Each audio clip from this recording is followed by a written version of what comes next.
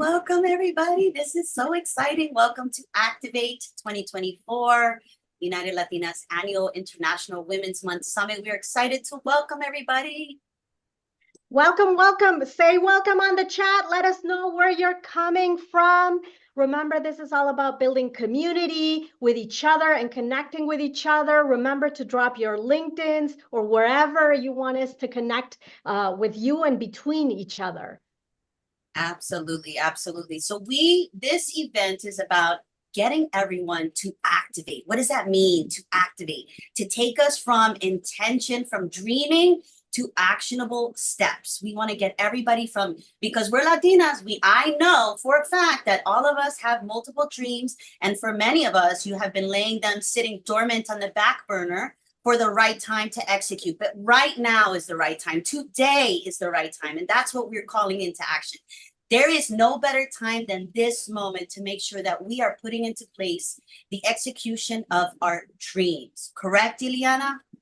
Absolutely. And whatever happened in the past, even yesterday, is in the past.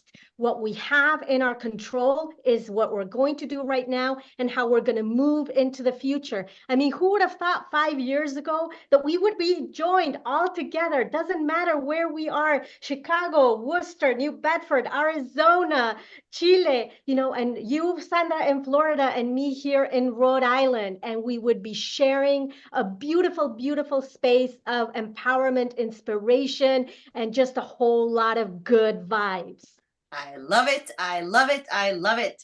So for those of you, we get asked oftentimes, what is United Latinas? What is it? What do you guys do? How do you guys impact? How are you guys in the market? So I want to just briefly give a high level overview and then invite you to join us into our community inside our hub. But United Latinas was started on the vision of wanting to see more Latinas in the workforce move up the ladder, right? Many of us, and I've observed, and maybe you have to have observed women in the workplace, maybe just staying low key. That's their position. They're comfortable. That's what they're at. And that's what works for them, right? But we want to encourage you to see opportunities beyond what you feel is comfortable, right? Moving yourself outside of comfort zone, because as Latinas, we are ambitious, we are go-getters, we are problem solvers, and we need more problems to solve. There's plenty of problems in the world, but we're staying too low-key. And I'm talking about all of us, including myself. We're not going to the most of our ability. And I want to encourage today to be a thought process, a mind process of how are we living our lives and how are we going after and doing the change that we want to see in this world. So that is what Activate is about. Getting you guys not just galvanized, but also with throughout the speakers, you're going to learn some tools, some resources that are really going to take you to the place that you want to go, because we want to see Latinas stop having these dreams sitting on the back burner and execute, because you can. Y ahora con comunidad, you can do even further. Stop working in your own individual silos, come together as a community, and let's build what we all know can be built. So welcome. And the reality is we are very smart. We're very savvy. We're very assertive. We're go-getters and we get things done. However, it's not a secret, Sandra. It's out there. We are not getting paid enough as everybody else. That's a reality. We just had equal pay day for all women last week. But did you know that for Latinas, equal pay day this year is going to be in October? In October. That means that we have to work almost twice as hard just to get the same amount for equal work that somebody else does. And the reason is not because we're not smart or powerful or we can do things. It's because we don't have the resources, the connection, the mentorship, the access. And that's what today is also about, to be able to provide part of that information, and then through United Latinas, through the hub, through this community, continue to create that for each other, because together we're definitely going to be able to get to that equal pay day that starts in January, like for other people. Yes. Absolutely. And for those of you who are not inside our hub and our community hub, please join that, unitedlatinas.mn.co. We invite you to do that. You'll find Latinas near you across the country, across continents, that are there, that want to engage and communicate with us, right? When I was starting in the corporate world, I was the only Latina in a leadership position. We want to encourage all of us to walk into a space where we see many of us rising. And that kind of goes back to what United Latinas is, our programming, the types of things that we put on, the types of events that we have, the Latina Speakers Club, which is being shown to help Latinas really feel comfortable and courageous to use their voice, to speak up, to write a chapter in a book, which we'll talk more about later. But to do these things, we need to be the support for each other because no one else is.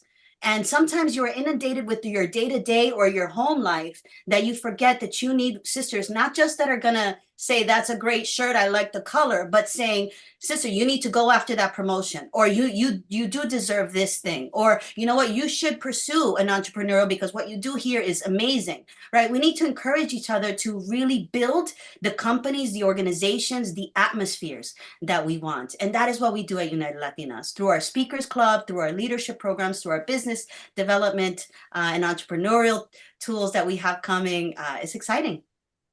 Very exciting. So let's get this going. We want to bring up onto the virtual stage our first speaker, our keynote speaker that I know and I'm sure will get us going, Ileana Musa. We can't be more thankful and grateful to have you here and just to get this activation going. Thank you so much for being with us. Thank you. Awesome. My pleasure, Sandra, Ileana. First of all, congratulations. If we were all in person, I'm sure you could hear the cheering in terms of the overall support from all of the women, all of the allies that are tuning in or will tune in at a later time. But this is incredibly important. It is International Women's Month. And I always start there because as we think and reflect, what is the month about? It's not just thinking about the social, economic, cultural impact that women are having around the globe, because after all, over 50% of our planet is female. That's pretty important and meaningful. So we cannot continue to drive success and impact if over 50% of the population is not in the game. And as for Latinas, it's the same thing. We have over 60 million strong Latinos in this country. GDP on its own could be the 5th largest country in the world. And so I want our conversation today to be about our collective opportunity and power in terms of impact and change. And that's incumbent upon all of us because there is a lot of research and information out there on what others need to do. But I want to anchor us all today on what we can do. And that's, as I thought about your theme of activation, to me, that's what it's all about. So what I want to do is I'm going to encourage all of you to use the Q&A chat because as I'm sharing some nuggets about my journey, my experiences, and best practices that you can all reflect on and hopefully put to good use, I also want to hear from you. And so Ileana and Sandra have agreed to tee up some of those questions for me as I'm going along. But want this to be interactive. I want us to have fun because at the end of the day, everything we're going to talk about is going to energize all of you to wrap up today's summit and think and reflect what are the 2 to 3 things you're going to take away and actually do. So with that, by way of background, as I said, my name is Ileana Musa. I work at Morgan Stanley. I've been here for about 6 years. I am in a new role as of 3 weeks ago, so I'm continuing to head up international banking and lending, but I'm also heading up national sales. So think about the private bank at Morgan Stanley. I lead those efforts at a national level while also thinking about the clients outside of the U.S. that do business with us here at Morgan Stanley, and they trust us to help them plan their financial legacy, which is a big responsibility and also a lot of fun from a cultural standpoint. So here's what I would say. I want to tell you a little bit about my journey because it's quite unique. I am an immigrant. I came to the United States at almost the age of 4 after living in Spain for about 3 years. I was born in Cuba. And as a result of circumstances, my parents had to split up My father couldn't leave Cuba, and so I was raised by a single mom as a result of that. And what my mother always reminded us growing up, which really shaped me as an individual, as a woman, as a Latina, is to develop a negotiation mindset. And what I mean by that is at a very young age, my mother would always anchor on the phrase, a no, ya lo tienes, which means lean in and go for it because you have a 50% shot at getting a yes. And if you don't ask, you're guaranteed a no. So this whole philosophy of abundance in terms of leaning in and going for what is something that I observed by a woman that worked multiple jobs, that was evicted, that had to pull herself back up time and time again to go after it until she got her yes. And so that has really shaped me and quite frankly, transformed me as a teenager and as a young adult leading up to my arrival on Wall Street. And I'll talk about that in a moment. I also learned at a very young age, and many of you probably that are tuning in don't remember, but we used to use yellow pages. And I remember every year when the new yellow pages were being dropped on our front lawn, when the mailman came by, my mother was laser focused on making sure we picked up the new edition because that was her Rolodex. And that became incredibly important because she also taught us that building a network that could be there as a resource for you, not just in terms of what you could get, but in terms of what you could give, was a very powerful tool throughout our entire lives. And so throughout this entire time, I was very creative, very innovative growing up in Miami. And I thought I was going to be a professional dancer. That was my aspiration. I was in a cheerleader. I was in a dance troupe. And so I was going to study dance. But fast forward, I ended up meeting my father at the age of 17. I was in high school. And that was a pivotal moment in my life because I met this human being who I had lost contact with at a very young age. And he was an incredible influence on me. And he convinced me to major in finance and minor in dance. And while my mother was leaning in as an entrepreneur in terms of going for the bigger and the vision, my father at the same time had very similar characteristics. He was also an entrepreneur, started a business in his 60s. And so that was an incredible influence on me. And that's what got me on my way to study finance and then later pursue my MBA. And he would always say to remember to sell what people need most. And so this whole notion of thinking about this negotiation mindset through the lens of what people need, and as a result of that, solving that need and getting what you want, really prepared me to continue to ask for what I needed as I started my career on Wall Street. And so my upbringing was, you know, I call it was a master class in R&R. Most people think about rest and relaxation. For me, it was all about resilience and risk-taking. And as I went through my journey, I would add two more, which is relationships and results. Those 4 R's have served me very, very well. Resilience, risk-taking, relationships, and results. And not in that order, because as we start our career, building a track record becomes incredibly important into everything we do. It is the foundation that allows us to then go for bigger and to ask for more.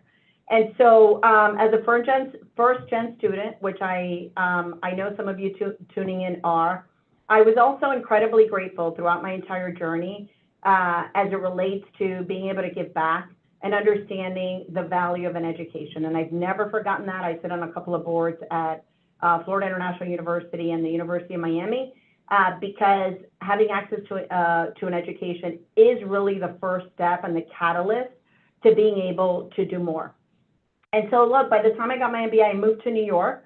My husband was in the arts and I swore I would be there for a year, ended up staying 14. And that was my first big move to try to break into Wall Street. I had a resume with 6 years of real estate experience. I had been in Russia where my husband was studying, where I worked at a spa teaching aerobics. I was into fitness back in the day, and I arrived not knowing how I was going to do it. However, that whole access to the network put me, because I made a lot of calls and a lot of connections, got with a recruiter that introduced me to Bank Boston, and that's how I landed my first role. And so my first tip to all of you is the importance of communicating your value through the lens of what's in it for the other party. I did that with the head of the division that I interviewed for, Ricardo Carrasco, in terms of what was his vision, what did he need for the next 3 years. And then, I turned it on its head and talked about how I could help solve that for him, part one. Part two is, what was my vision? Liliana Margarita Musa from Little Havana, with the CV that I showed up with a borrowed suit, playing the role, but articulating my vision for the future. And so as you think about communicating your value, it's also painting a picture. Even in the role that you're in now, as you're having conversations with a manager, with a business partner, with your family, what is that vision for the future? I call it la gotica de agua, just continuing to drip and positioning yourself in a bigger world, in that next opportunity that you want to seek, because you'd be surprised at how that comes around at a later time to give you access to those opportunities. So that got me on my way. The second tip I want to share with all of you is the importance of preparation. And so as we think about what we want to go for, being over-prepared, I always talk about over-preparation. I've been in this business 23 years. I still over-prepare. When I get a seat at the table, I want to make sure I use my voice at that table, and then I've got the facts. And so I've made it a point to become an expert in the industry and in the businesses that I've had the privilege to lead. And I'd encourage all of you to do your homework, to connect with folks in the industry, because that is going to differentiate yourself. When I talk about building a track record, this is really important in making your mark, because as you are at those tables, folks need your insights, they need your intel, and that we control. So as you can tell, all of these tidbits of information I'm sharing with you are things that we control, that we can do, and that's the name of the game.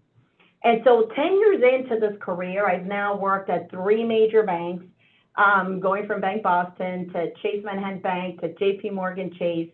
I took on broader roles. I continued to share my vision for wanting to work in international markets, lead broader teams. I knew I had a knack for leading, for transforming. Again, my childhood was one of creativity, innovation, and having to solve problems. I was a problem solver. And so I had this energy around lending my talent to bigger efforts. And I would always talk about winning in the marketplace, winning as a team, winning as individuals. And so that excitement, that philosophy of abundance, that optimism is so important to culture in any role that you're in. And so I always say I could teach anybody technical skills, but attitude is a whole other ball of wax. And so having the right attitude and being the change agent that companies need today will help you stand out. The other thing I would share with all of you is the importance of failing forward. 15 years into my career, I had been through, over 8 mergers and acquisitions, restructuring, new roles, being asked to go do something else. And so that resilience around staying in the game is really important. And it means that we have to be comfortable with failure. I call it setbacks, and I call it failing forward. Because the first time that happened to me, I dwelled on it. I retracted, if I'm going to be honest. And it required that I reflect and really think about what it's going to take to go back at it in a bigger way. And so as you fail forward, it means that you learn, you don't dwell, you're very objective, you tap that network that you now have to help you maintain your objectivity, because when the going gets tough, oftentimes we lose it. And so you want those individuals in your network that are not going to sugarcoat, that you can trust, that you have the confidence to understand they're going to keep you straight. They're going to keep you in the game, and they're going to help you reframe and have that right mindset to go back at it. And then finally, don't take it personal. As I transitioned from roles to roles, I had managers, new managers, that thought about me for certain opportunities. And sometimes I'd scratch my head and reflect and say, they don't really understand my values. They don't know what I've done. However, you have to go back at it. And so had many conversations, let's go out for coffee. Tell me what you're thinking about the next phase of this business, your new role, what's important to you. That was always a starting place. What's in it for them? And then I would start to talk about my journey, my experiences, and how I could help achieve that vision for them. And so that is critically important, which is to not take it personally, because remember, the name of the game is to transition from conflicting interests that we think it's a win and lose, to common interest where it is a win-win. So many of the managers I had weren't thinking about me for the roles, but that vision, that picture I painted for them has allowed me to continue to transition into bigger roles, to manage businesses with billions of assets under management, hundreds of millions in revenue, and ultimately being able to navigate the unknown, getting comfortable with that risk-taking I talked about. You know, saying yes even when you don't have all the answers, because at the end of the day, you'll get the right answers as you go along. You'll leverage your network, but we need to raise our hand because we know there's a great book, Women Don't Ask. Women do not raise their hand as often as our male colleagues do. And as a result, if you raise your hand more often and you become a subject matter expert, you're going to get more noticed and you're going to get those stretch assignments. So we need to be bolder and be willing to take that risk as we move forward. The last couple of things I want to share with you is the opportunity. I talked about it on the front end, but I'd be remiss to not anchor us all on the Latino opportunity. There is power in numbers, and we are over 60 million strong, as I said, 2.8 trillion in GDP. Over 50% of our cohort is female. We have Latinas in this country that are attaining higher education levels, more roles in terms of cross-industry, cross-sector. And so it's incumbent upon all of us to think about that power and how do we unleash it strategically. You know, my mother always showed me that when women succeed, everybody succeeds. Why? Because we reinvest. We reinvest in our families, in our communities. We're constantly thinking about others. And that has an economic effect in our communities. And so the more we earn, the better we do, the broader impact we can talk about and drive in our communities and in the jobs where, in the workplaces where we spend most of our time. And I don't know if it was Sandra or Iliana that talked about the Latina Equal Pay Day, but this is part of the equation because it's not just that we're earning 57 cents on the dollar, it's that over a 40-year career, that translates to $1.2 million. And if I now start to give you the stats on what would happen to that money if you invested it, it's a much bigger figure. And so the economy is losing out when we don't earn our fair share. But that gets to sort of my third tip, which is how do we, if you think about this economic power, you would think that it's incumbent upon all of us to do more to unleash it, and yet we're not. And so what is getting in the way of us doing more? And I want to focus on three things. The last thing I want to share with all of you, which is number one, your financial philosophy. And that's a choice. A negotiation mindset is a choice. We have to wake up every day knowing that we want to negotiate. And so I always say practice when the stakes are low so that you're ready when the stakes are high, which means negotiate at home, negotiate at work with your team, and think about that trade where it's going to be a win-win, but you get what you need in terms of not just financially, but also time. We're very strained on time. We don't have enough time to focus on our development, to focus on us. And so when I think about negotiation, it's with a capital N in terms of all aspects of our lives that allow us to have more capacity to focus on us and continue to develop. The other thing I would share with you is, as it relates to unleashing that power, is the negotiation mindset, the financial philosophy, going for positions of power. There's a great study, Women Don't Ask, that we're going to post for all of you, that I encourage all of you to read. It's a global study in terms of what do women feel are the consequences in terms of going for bigger roles, bigger opportunities. And 60% of the women polled in this study felt that the burdens of leadership outweigh the benefits. That's more than half who believe that the juice isn't worth the squeeze. So I want us all to think about how that is the complete opposite, because as you go for positions of power, you actually have the flexibility, you get to change the rules, and you create new paths for women and Latinas coming behind you. And if you think about the top reasons, too much visibility, time crunch, fear of failure, going back to what I shared, having to delegate, and thinking that there's too much of a trade between family and work. And so what I'm sharing with all of you is for us to unleash that power, we need to continue to lean in and go for those positions, because at the end of the day, if it doesn't work out for us, we can make a move and pursue a different role. Finally, I think a lot about gratitude. we are all incredibly lucky. You know, our mothers, our grandmothers, all of the heroines that came ahead of us that really undreamt what we are all experiencing and living today. And so the power of one person deciding to make a difference is so impactful. It has been in my life, and I always reflect on that. And so I remember at a young age, at our dinner table once a month, we used to prepare care packages to send back to our family in Cuba because everybody stayed behind. My mother was the only one that was able to leave.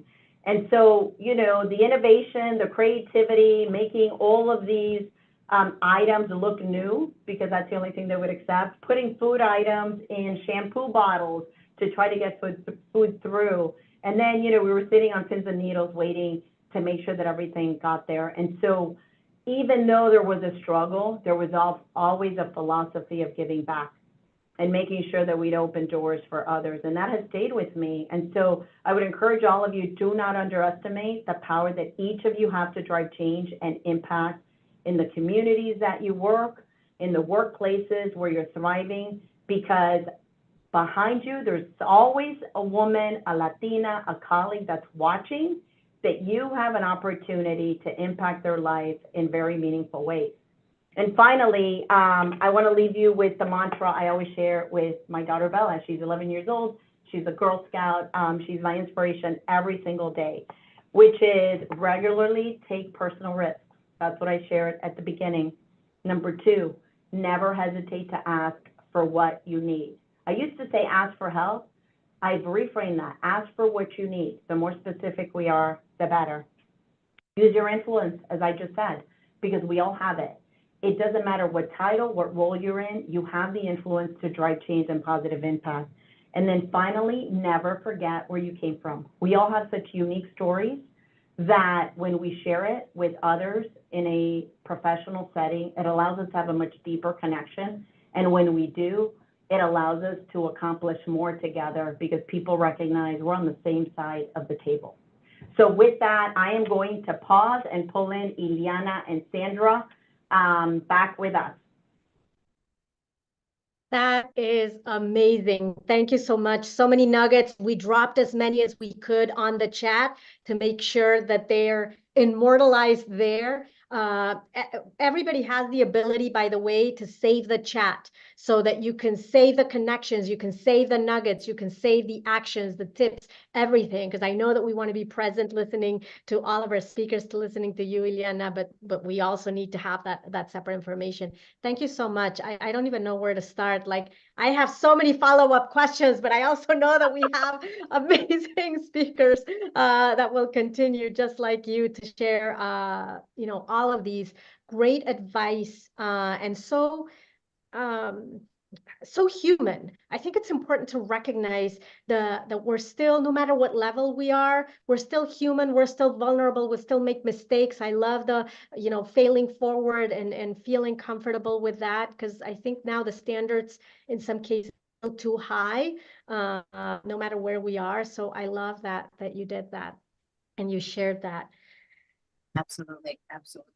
And you know what, on that, like, we put too much pressure on ourselves, right? Ileana and I were just talking about this prior to starting, the amount of pressure that we put on ourselves, and that is an inhibitor for many people. So it's almost like everything you shared was like, stop putting the pressure. I love the never hesitate to ask questions, ask for what we need, because how great are we at that? Probably we score really low at that. You know, low on the spectrum. Yeah, but you know, I do it at home all the time. It drives my husband crazy, but it's how I keep honing that skill with your colleagues. But we just have to be more aware because we're constantly thinking about others and the sacrifice and giving. And we have to just negotiate and articulate why we need it. The why is so important, because when people start to connect with, you're not just going to go off on an hour, you know, to do your manicure. You're taking the time to go do this talk that I'm doing to be able to continue to build the network, because it's important to me to give back, and because I learned from other females and Latinas that are going to be speaking here. So giving the details around that vision is so important to allow people to understand why we're asking for what we need. Yeah. Well, thank you so much, Ileana, for being here. I know you're going to stay a couple more minutes. So if anybody Yeah. has questions, please feel free to ask on the chat and continue the conversation there. And I'm now going to ask for Phyllis Barajas to join me on the virtual stage. Thank you so much, Ileana, for empowering, igniting us to get this day going. My pleasure. Thank you. Awesome. Phyllis, let me try to turn on the video. There we go. Okay. Hey! Hi, Phyllis. Thank you Hello. so much for being here. Phyllis is the CEO, founder and CEO of Conexión. And I'll let you share a little bit more about the amazing work that you do. But I do want to kick it off with what we said at the beginning. It's not the Latinas are not smart. They don't have, the ability to get to the top. In a lot of cases, we don't have the resources. We don't have, the ability to know how to get there. And I know that that's a lot of what your mission is, not only personally, but through Conexión. But I imagine that there's also a story to tell on how you got there, because getting there and smiling is the final, it's the photo moment, but the journey has a lot to say. So would love to hear from you. So we'll just briefly, I'll start by saying a little bit about how Conexión came into existence in 2005, which seems like 100 years ago, although it's only been about not quite 20 years ago. I'm originally from Omaha, Nebraska. I'm the daughter of Mexican immigrants. So I'm very much in touch with and very proud of my Mexican immigrant roots. Our family is like many of your families, came with very little. And we were fortunate in that I had a grandmother who was determined, it's in my remarks later in response to one of the questions that you gave me, but for her, failure was not an option. And early on, when they came from Mexico to Nebraska, of all places, my father hated it. It was cold. They were working in agriculture and then in the packing industry. He wanted to go back to Mexico. And my grandmother said, no, we came here for a reason and we're not leaving until we achieve our goals. So for her, I always say she was the first one to talk about failure is not an option. She had that North Star. So all of these terms that we use today, she lived those things. She was really focused on making a better life for her family. And by the way, I would like to say that in Omaha, Nebraska, I think Omaha, Nebraska became a better place because my father was there. He also helped many Mexican and Cuban. There was a fairly growing Cuban community in Omaha at that time as well. Many people, when he passed away, came to his funeral saying how much my father had done to help them come to the United States. So your first speaker, Ileana, it's like, oh my God, I have to follow this woman. Oh my God, she's amazing. I agree with everything she said. But the idea of, not only asking for what you need, but being willing to also help others, I think is really a very important part of what we do. And especially now more than ever, it's necessary that we're aware of each other and the needs that our community has. So for me, Conexión came about, again, my own story way back then, of a family that came with nothing except the clothes on their back, really, and then was able to achieve, quote unquote, the American dream. We never forgot where we came from. My father made it very clear we would take trips to Mexico and take side trips to the villages. And I remember once as a 9-year-old meeting a little boy who was 14, who was my size. And I would say to my dad, I said, he's my size and he's 14. And he said, that's because he doesn't have good food to eat. So as a 9, that was a long time ago when I was 9. I never forgot that. And my father said, I want you to remember where you came from. And the idea of it wasn't enough that we had good food to eat and toys to play with and all the good things, but that instilling in us at a young age that was really incumbent on us, that we were fortunate, but that wasn't enough. It wasn't enough. You really had to do more for those who maybe weren't as lucky as we had been. So fast forward to the 2000s, I had been working in Washington. I'd been a deputy assistant secretary in the Department of Education, traveled all over the United States, traveled outside the United States on behalf of the department, speaking on education at that time. and saw sadly that across the United States that there was not equity in terms of quality of education around the country for our community in particular and for poor communities in general. And I thought this isn't right, and did what we did while I was in Washington to try to make it better for everyone. When I came back to Boston to restart my career here, I realized that we were nowhere better off than when I had left 5 years prior. And so I'm one of these people that, this is one of those call to actions. If you see something that you think isn't right, either stop complaining or do something. And so we chose to do something, which was to launch a leadership program called Conexión. And we did that on purpose because we know that access changes everything. That, as your prior speaker said, it's really about those connections. It's about having the right people in your orbit that really can help you and you can help them. So we decided that we were going to focus on Hispanic, Latino mid-careers, and we were focused on getting to the corner office. And the reason being for two things. One is to being socioeconomically comfortable so that we didn't have to worry about having a roof over our head or food on the table. I mean, this is one of my campaigns is we have to stop assuming that just because you're well off, and that's why I like your prior speaker, wealth is not a bad thing. It's how you deploy those resources. And so we're really trying to help people get to the corner office and be in a position of influence and to really be able to change the rules and make it a more equitable world. So Conexión is focused on that, and we work with companies to try to help their people advance in their own careers and have an impact.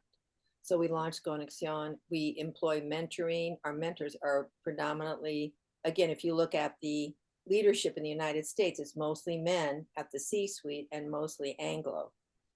And so fortunately, there are people out there who are allies who are willing to mentor our mentees who are, you have to be of Latin heritage, a quarter, a half, 100%. About 60% or more of our participants are immigrants, people from outside the US. And our mentors are people who are lifelong learners who love to mentor. And as one gentleman said, I mentored half the bankers in this city. I've never mentored a Latino. And he said, if you still want me, I'll do it. And I said, well, I'm going to fix that for you. So since then, he's mentored about 5 times over the 15, 20 years that he's been involved. So that's why we put Conexión together, is to try to create parity, to create access, to put our community in positions of influence across sectors. We're agnostic by sector.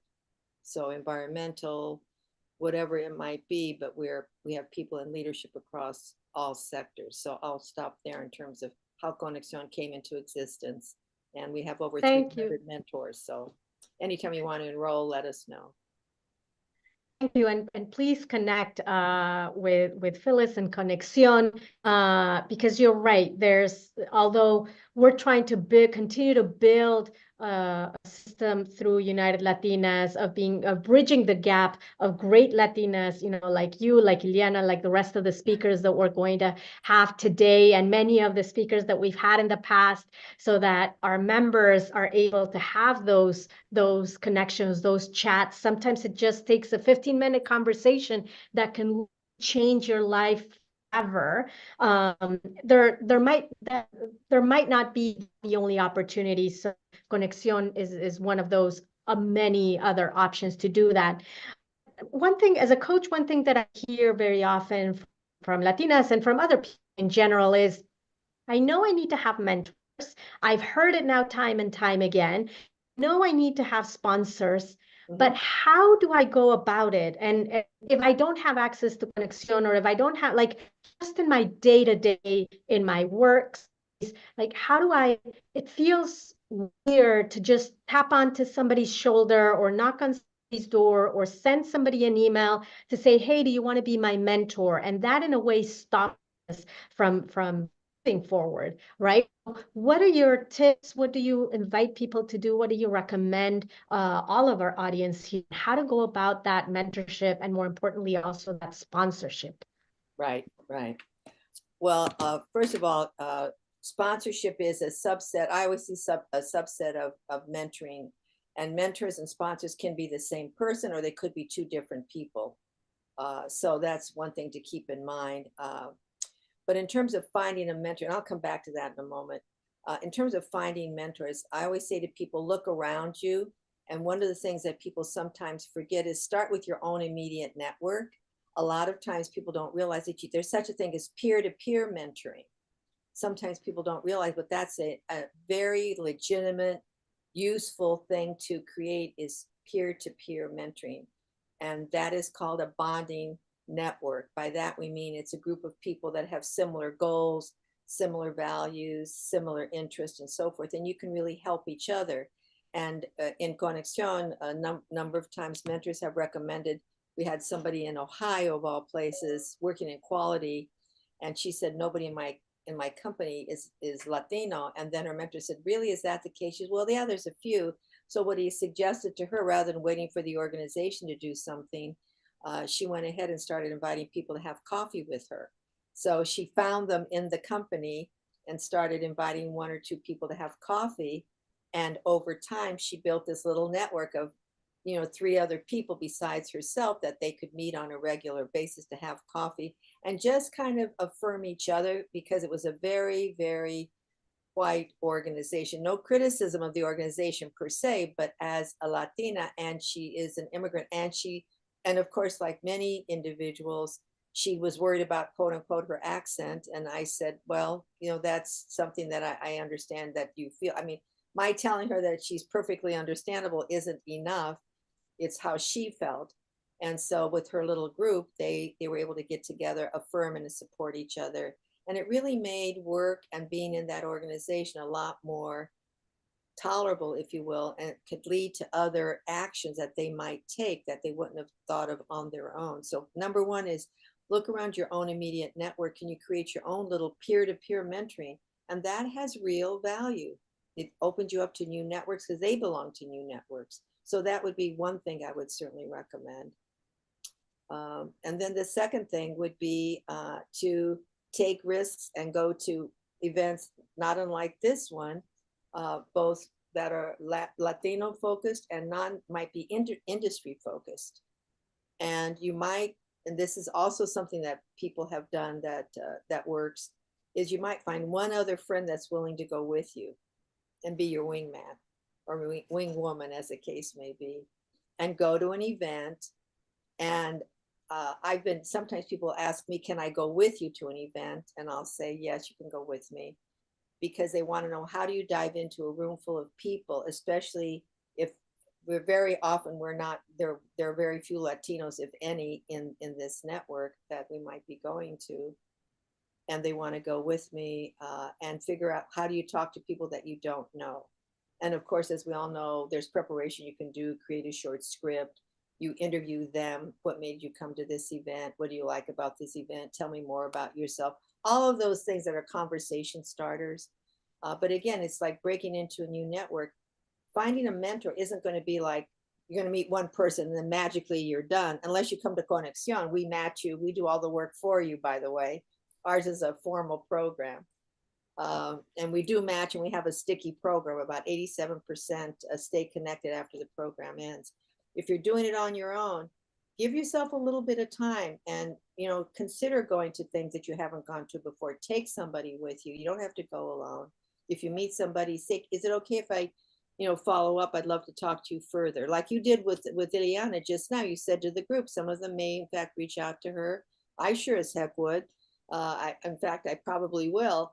I think she's fabulous. I mean, she's got some, I kept writing something. I said, damn, she's taking all of my notes. It's like, she talked about risk taking. Okay, scratch that. I mean, she talked about, I call it fail fast. She calls fail forward, but same thing. Don't take it personally. I say that all the time. Do not take it personally. So people don't want to talk to you. Don't take it personally. Maybe they're worried about something else and you just happen to come into their purview. So in terms of when you're networking, you've got to be willing to take some risks here around whether or not people are going to engage with you, but leading that to, because mentors are important, and I can say more about that. Yeah, absolutely. Well, Phyllis, I know we have so many other things to talk about, what we need to keep moving along, but we really want to, I've dropped your LinkedIn on the chat so that we can continue to connect with each other. And if you have any questions for Phyllis, if you have any questions about Conexión and how to continue this path of bringing in mentors, of bringing in sponsors, or feeling how do you build that strategic network, please, please drop your questions on the chat. Phyllis, we thank you so much for being here with us today, for sharing all the great work that you're doing. And we'll have to schedule a continuum of all of these great conversations in the near future. Thank you so much. We truly appreciate it. All right, thank you. All right, bye-bye. Thank you, Phyllis. Awesome. So I saw that our next Power Talk speaker is already. But before she goes on, we need to have our quick little break so that we make sure that we get everybody engaged with the things that are happening, so we don't run off agenda. But first of all, Phyllis, that was profound. I love everything that you shared, and the fail fast, right? We need to remember to fail fast. So that goes to show the point that so many of us fear doing the things that we know we need to do because we're afraid of failure. We're constantly analyzing the failure side as opposed to analyzing what happens if everything goes right side, right? So I think we need to shift the mindset of, crap, how do I prepare myself for everything that goes wrong, which we do innately. That's an instinct that we have. Right, but right. Start thinking about, how do we prepare for what could go right, and what could go right? What are the possibilities for us? Stop thinking in the negative side and start thinking in the positive side, because mind controls matter, right? We create the life that we want to live. And if we're constantly thinking in the the fight side, right? That flight or fight side of what's the danger in our way, as opposed to, man, hold on, I'm a divine being that gets to create the life that I want by the thinking the thoughts that I have in my mind. We need to be conscious of those thoughts and fail fast, embrace failing fast. I love that.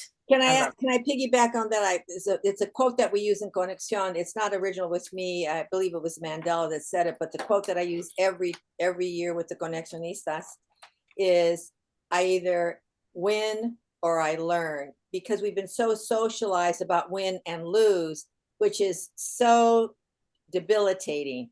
We walk away feeling a sense of failure. And in fact, I love this quote and I use it every year.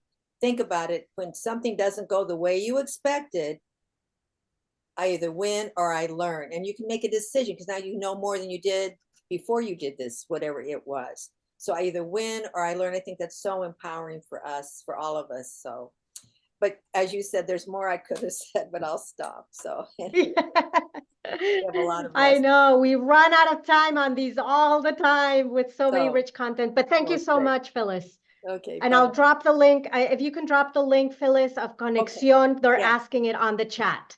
Okay, I will do that. Perfect. Right. Okay. Thank you. Awesome. Okay, so our next speaker, yes, if those of you, and I know the majority of you here are inside our Mighty Hub network, we have a question in there, and that is, what is the perfect day to transform your dreams into reality? What are you doing today to move the ball forward a little bit towards your dreams and the goals that you have? If you go into our chat in the Mighty Hub and pop your answer under that post of, today is that perfect day. What are you doing? Are you ready today? We would love to hear from you in there. So definitely pop it in, because we're going to pick some winners at the end of this all on the best answers. Yes. Awesome. Okay, so Sally. So you're our first Power Talk of today. The virtual floor is all yours. Awesome. Hello, everyone. I'm so excited to be here. I'm just thrilled. Thank you so much, United Latinas, for the opportunity. Happy International Women's Day. And I'm just elated today. I love looking at the chat and where everybody's from. I see my girl Jennifer's on there. We got to meet up, Jennifer. Well, I only have 10 minutes of impact. I'm just gonna dive into all this good sazon today. But please leave your comments and questions in the chat box, and I will get back to you after my talk and share today. But if you're ready to get this power talk going, go ahead and click activate in the chat box so I can see that you're ready and paying attention. You got your notebook ready to take some notes. Let's go ahead and type in activate in the chat box. Okay. All right, we're ready. Well, my name is Sally Delgado. I'm from Chicago and it's lunchtime here. So I'm ready to get some lunch after this. My power talk today will focus on activating your superpower, your best self, and beyond. So we've heard about this word superpower, but we're not really activating it, right? So you're going to learn the 3 pillars today on how to do that and get moving and get doing. Are you ready? Let's see. Let's see. All right.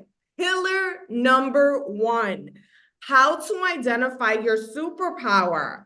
So it's important to keep in mind that there's countless ways to get to your superpower, right? And that everyone will arrive at their superpower at any different access points throughout their life. So you can be in your 20s and identify your superpower, or you could be 50, 60 and just getting started with your superpower. So it doesn't matter where you are on the spectrum. The idea is to get started, to activate it. And that's what we're going to identify today. So how do I identify your superpower? So there's a number of ways to do that, right? So the first thing is, what are your friends, family, and colleagues saying about you, right? What are they saying that you are so good at, that you're talented, that you're gifted, right? So you got to pay attention to what the people are saying, right? Jot some notes like, wow, tú cocinaste muy bien, right? You're taking notes on what people are saying about you. Another way could be just by happenstance. A lot of times we fall into roles, positions, or are given a task at work, to do an event, a speaking engagement, and it might not be in our wheelhouse, but because you're at work, you were put into this opportunity. And sometimes your superpower could be developed within those experiences. So sometimes it just happens on accident. Other times, where the thinkers, where are my thinking people, right? You think about everything, you analyze everything. It's in your dream, it's in your journal, it's in your prayer. It's that one thing that keeps popping up on a daily basis. It's in your heart, it's in your thought, it's in your mind. And you're like, man, I wish. Oh, should I? Could I? But what about this? And I don't have the money. And it's that one thing that just keeps pestering you, right? That could be your superpower. So hold that thought. And then, of course, you're taking inventory on yourself about the skills that you possess, right? So take some time for yourself and take inventory on, like, what am I really, really good at? Where do I shine the most? What do I do with excellence, right? Not good, not fair, not so-so, right? I have like no cooking skills, people, but I can do other things very well with excellence. So those are the things that you want to jot down, that I do with excellence, all right? So the best way to find your superpower, like I said, is to take that inventory. So you're going to make a list. And my overachievers, right? You might say, well, yo soy muy talentosa en muchas cosas. So that's awesome. But you need to narrow it down. And there's a reason for this, right? So you might be really good at editing. You might be really good at crafting or creating or writing. And so you really need to narrow that top list to your top 1, top 2 things. And the reason being is because you are going to focus your brand around this. And then you're gonna immerse yourself in this superpower, and you're going to create a brand out of it until you master your craft. So that's pillar number one.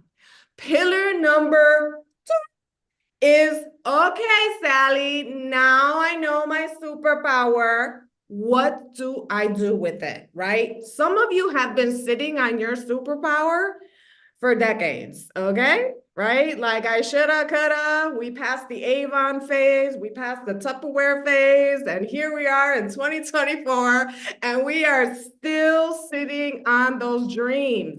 We need to activate that. And this is where pillar number two comes in, right? It's the most critical pillar because you're creating, you're developing, you're establishing an LLC, you're establishing a logo, your trademark. So you are really in the critical, vital stages of, what do I do with this superpower now? Well, here it is. Once you know your superpower, you're going to leverage your superpower, right? This is where the rice and the beans come together. The arroz con gandule come together.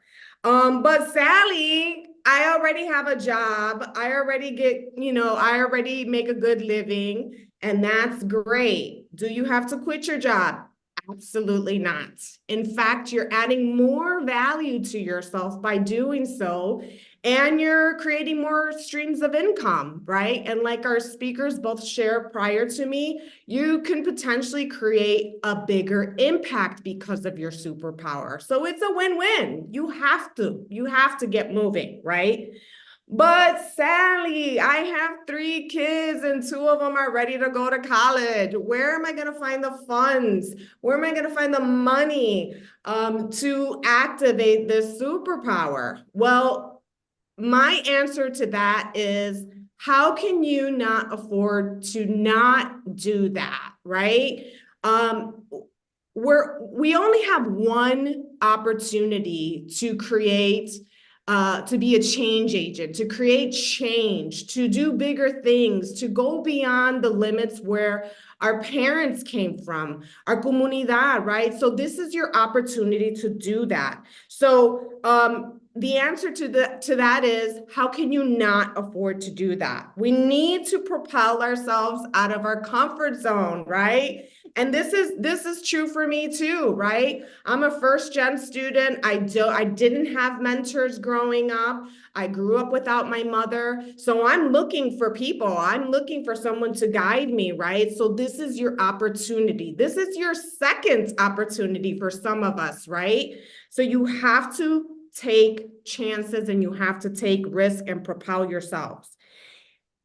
I am at the 50-yard line and I need a touchdown from everyone in this chat, okay? That's the season that we're in. We gotta go all the way down. We need a touchdown, people. And it doesn't matter where you're at, where you're from, where you're going, where you've been, but we gotta get there together.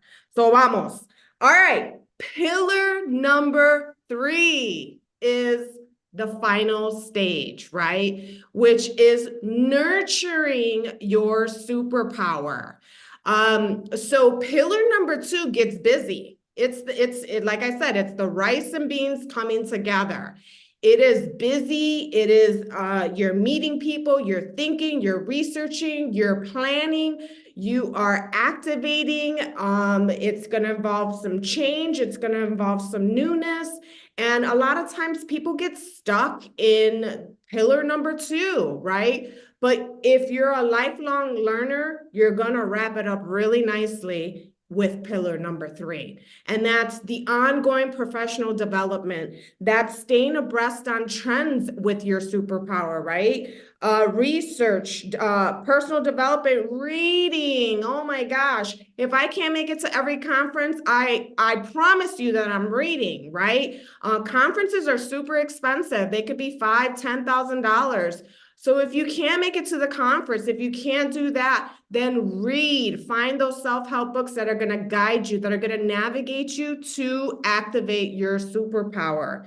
So some of my book recommendations, United Latina is going to share later, but I want to make sure that I share them with you because these books really, really have just been a blessing to me. And I'm still actually reading one of them, which is The Atomic Habits by James Clear. What a great read. I'm on chapter 9. And it all starts with positive mindset, positive thinking, and healthy habits every day, right? What time are you waking up? What time did you activate your day? What did you journal? Did you pray? Did you motivate? That's atomic habits right there. So this book is going to help you get on good habits and stay on them. The Road to Character by David Brooks. Wow, this book is amazing. Like it just tells you it's all about yourself, right? It's not about everybody else right now. It's you're working yourself, your inner core. You're figuring out who you are, what I am, where's my purpose, and where do I want to impact the most. So The Road to Character by David Brooks, one of my top favorites. And Totally, totally. Oh, I'm sorry, Sally, because we gotta get, all of these books we're gonna have, and we're gonna have it accessible for everybody to have access to. You shared some profound thoughts. We are getting like so much in the chat of everything that you're sharing. Is amazing. Awesome. Awesome. Well, thank you so much for having me, and everyone, boy a ti. That was awesome. That was awesome. Thank you so much, Sally. We are ready to move to our next session. Guys, we're trying to be Latinas that are on time, right? How many of you guys here, when you go to events, you're like, hey man, where are the Latinas? They're never on time. We're on time here. So we want to stick to being on time. Yes. Yes, we are on time. We can do the on time. So guys, I am so excited to bring up our next. We are fashionably late. Yes, exactly. So we are a little fashionably late right now, a couple 3 minutes. So I want to bring up now our next panelists. We have Terry Cuset and Catalina. Where is she? She is there. Yay. Welcome, ladies. Hello. Good morning from Denver. It's still morning. From Denver. I love Denver. Hello. Now, are you from Denver or are you from Florida? Which one? I listen, now I'm going back and forth. The family's here in Denver, so I'm back and forth, and enjoy my United. I love it. I love it. All the perks. Guys, I'm so excited for this panel discussion that we're going to have, and we're ready to move on. And I want to kind of hop on something that Sally had said, and that is like, what is your superpower? So I know we have some questions that I want to ask. We're going to get into tech and business and entrepreneurship because that's how we activate, how Latinas activate, right? Whether you're a professional thinking about a side hustle, or you already have a side hustle, or you're full-blown entrepreneur, that's what this panel is about, because that is one way that we can activate ourselves, is to make sure that we have skill sets that can transfer into its own business, right? Because people need our skills. We are fire. So I know we are short and I don't want to be cut off on our time. So I want to give the mic to you guys, but I would love to start with like a quick little intro on each of you. And then what do you think your superpower is? We'll start with you, Terry. Awesome. So hi, everyone. My name is Terry Grandel. I am the founder and CEO of Grantify and also Impactify, where I help organizations of all types with fund-seeking services, tech implementation, and internationalization initiatives. And as for a superpower, connections. I see connections that others don't usually see right away. So I help them activate what that looks like. See what I did there, though? Love it. Go ahead. Yes. Good morning, everybody. Good afternoon. My name is Kathy Blakey, founder and CEO of Raven Ops. We are your virtual COO. So through my time at the Chamber of Commerce and in other places, I've met a lot of startups and entrepreneurs and small businesses that they just can't afford to bring on somebody full time. And those are the people that need it the most. And also a lot of project management, right? So how are we implementing tech into everything, because it runs my life, so it should run everybody's life. I once upon a time didn't think I have any superpowers until I did Clifton Strength Finders. And if you find your top 5, my top strength is my superpower. I'm strategic.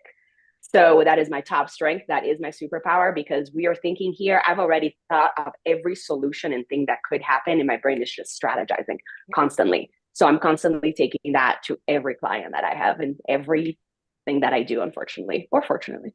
Fortunately. Let's go with It's a fortunately. lot of thinking. It's a lot of thinking. And I would love to hear from the audience. What is your superpower? What, like, Yeah. chat, we need to start putting these things out there, even if you may shift it in a day or two, right? Put it out there. What is your superpower? What do you believe to be your strengths?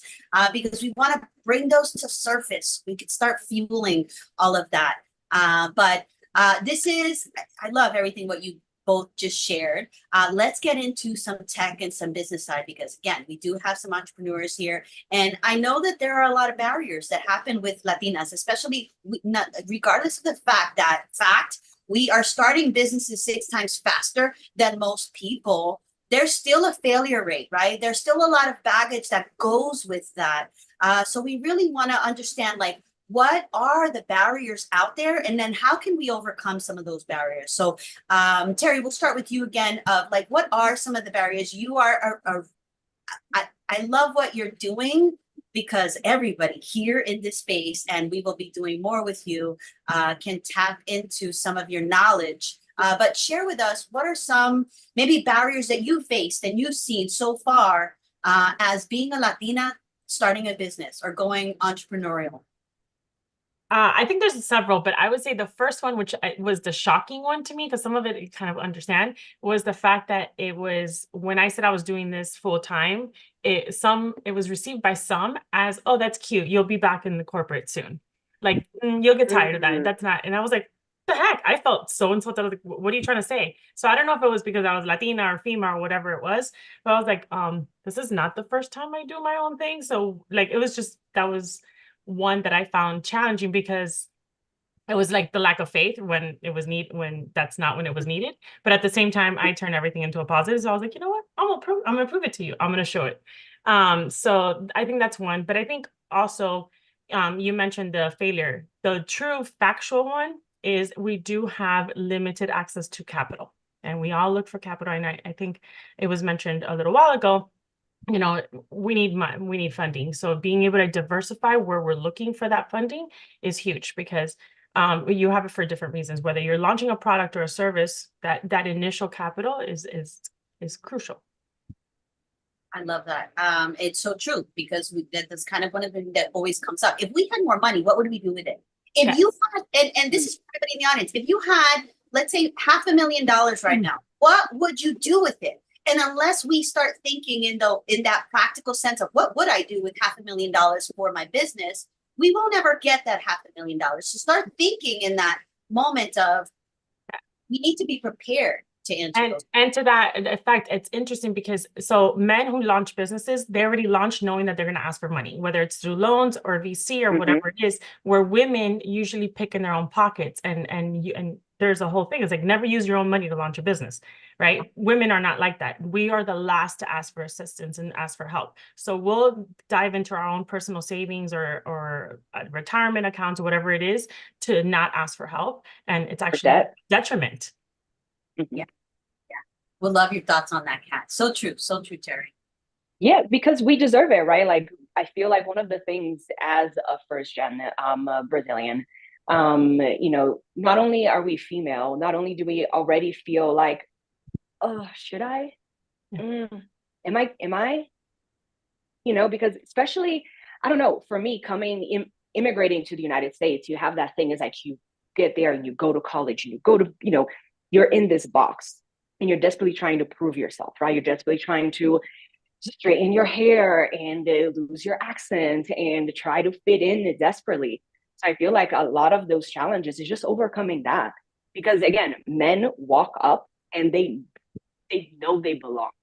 So like, how do we, in an authentic way, you know what I mean? I feel like us women and us Latinas, as long as we're showing up authentically, you know, that's half the battle right there. We deserve to be here. This is my seat.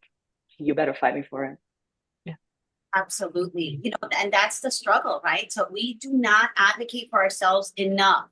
So why aren't we? Question: why aren't we advocating for ourselves enough so that we feel confident in our abilities? Because all of us have a Swiss Army knife of skill sets in your particular area. Why are we executing and owning that? And why do you feel, why do you feel that we're not, what is the thing that's stopping us from saying, hold up, let me speak up on this because I have the knowledge in this particular area. Why do you feel are some of the blocks? Lack of I confidence. think lack of confidence for sure. No, yeah, but it's through so many women leadership development that I've been doing recently, you find all of these women, and as for us, it's sometimes later in life, right? Especially us Latinas, because we're family people. So it's like, first, we're never thinking of us. It's like, oh, the kid, the family, the thing. And as we get older, the mom, the parent, the sister, the blah, blah. And we don't put ourselves first. We never stop because do we have the time? Are we given the space to stop and say, what about me? Right? How am I showing up for me? So I think a lot of it is that as in society, we're not giving the time and space to think of us. No, that I agree 100%.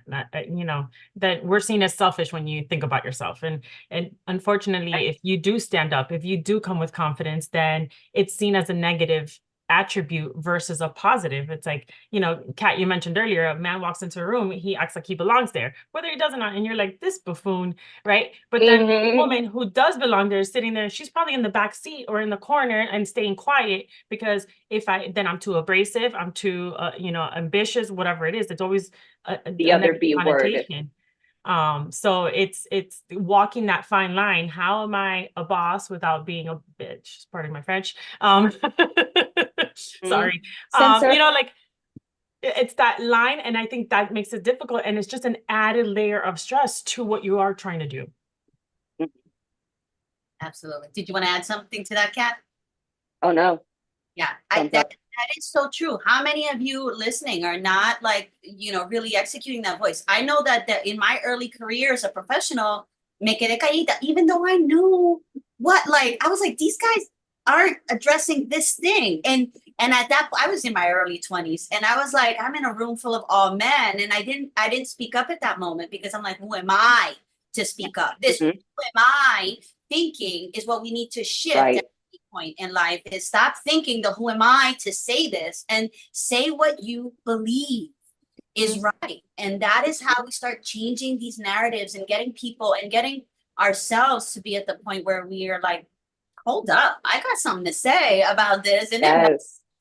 Right? Yes. Absolutely. Agreed. So let's go into some practical tools because you guys are both entrepreneurs. We're like techie people. We've talked about Airtable, all these tools we are passionate about that make business life a little bit easier.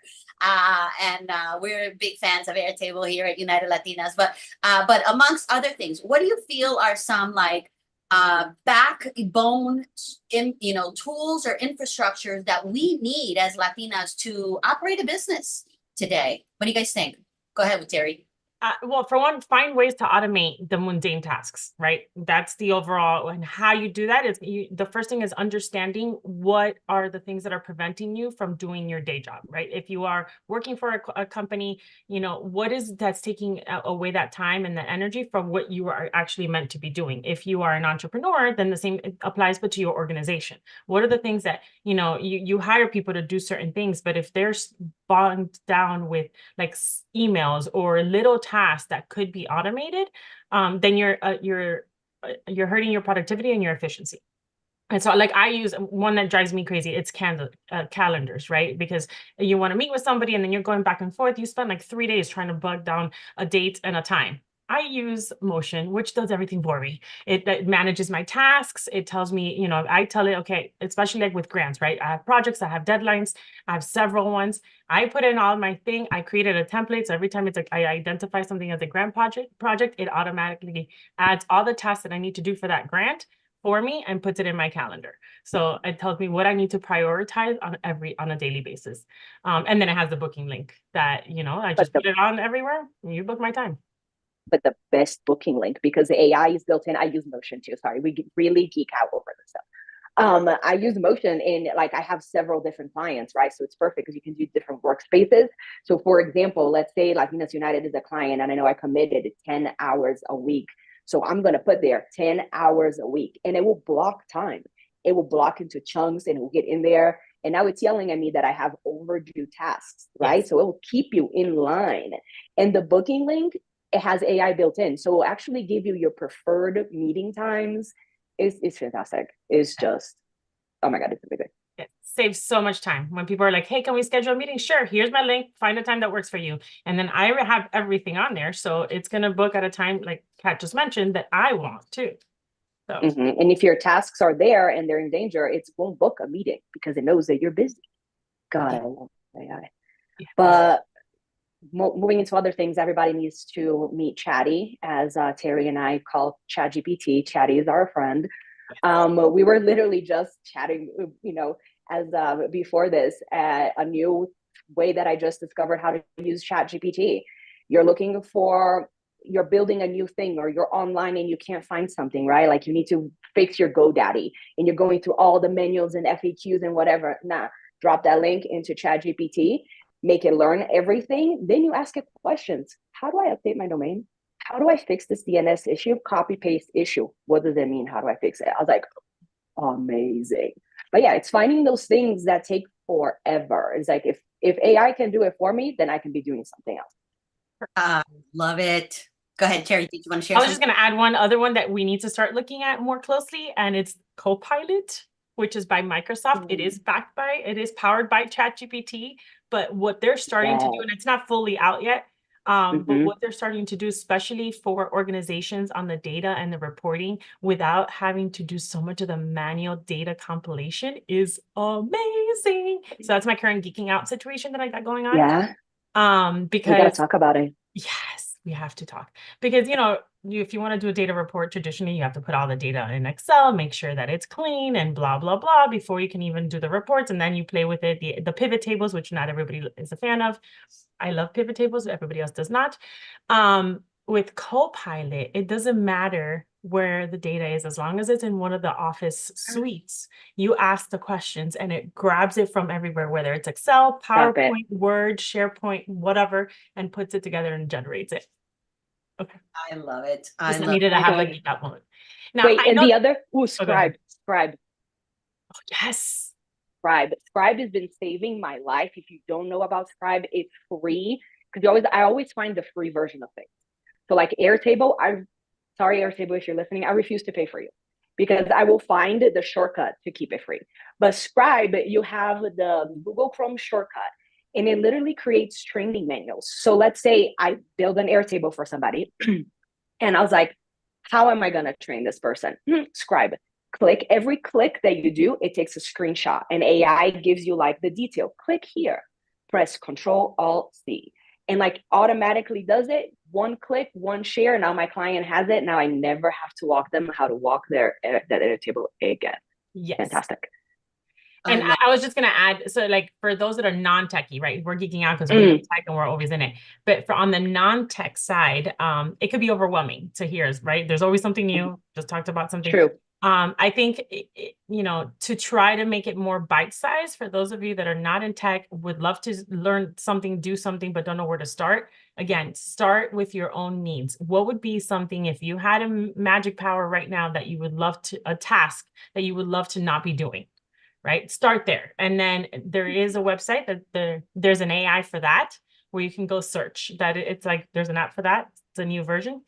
And you can search based on what it is, right? So if I don't want to build my social media calendar, well, there's an AI that can help you with that.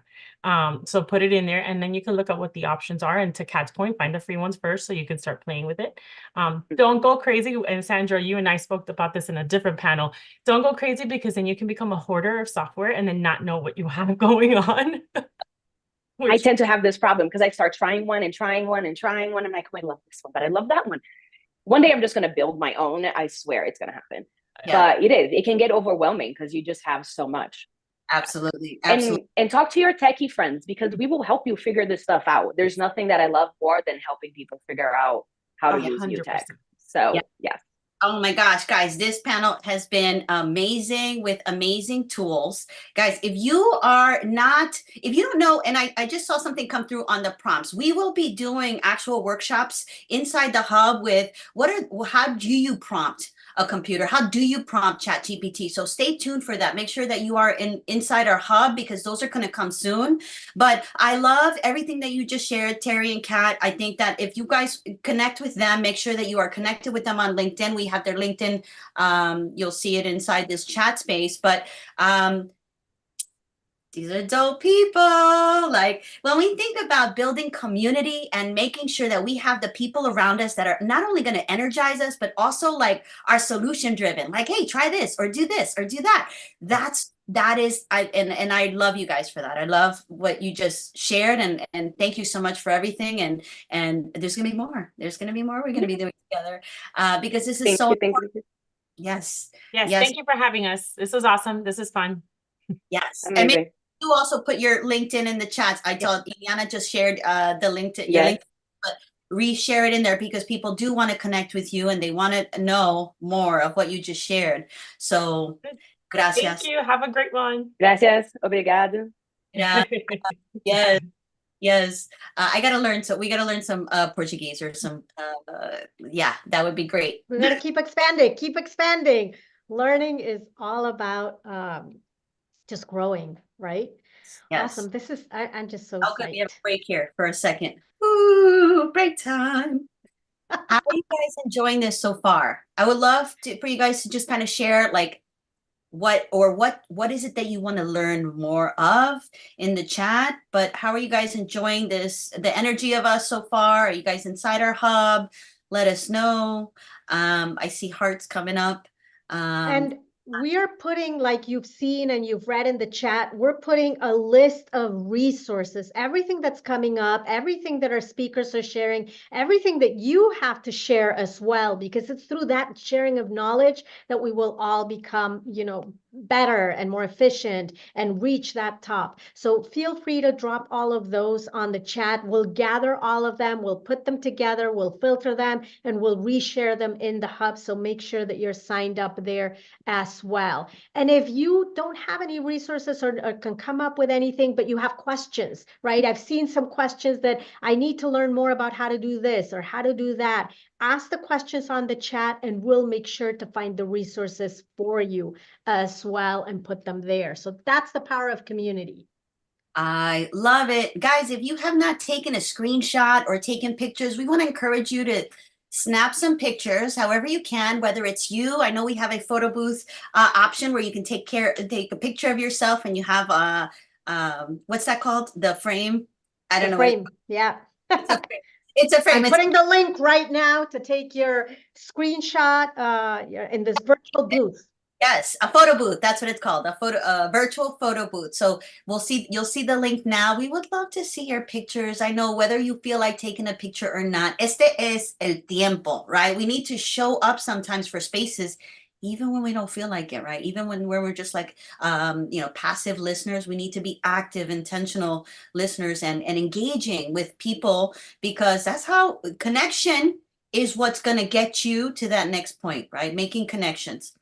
And So this is a safe space, right? We're all here to pump each other up, to energize each other. And if you're a little bit down, feeling off, big hug to everybody. We love you, we see you, we hear you, and we're here for you. yeah, life has ebbs and flows, and we understand maybe not everyone here in this moment is at a high, or maybe they're in the middle, or maybe you're at your ebb, right? I don't know which one's ebb, which one's flow, but but maybe you're at low anyway. But regardless of where you're at, where your station at where you're at in life right now, just know you have a community, and we're here to help you get your fire back.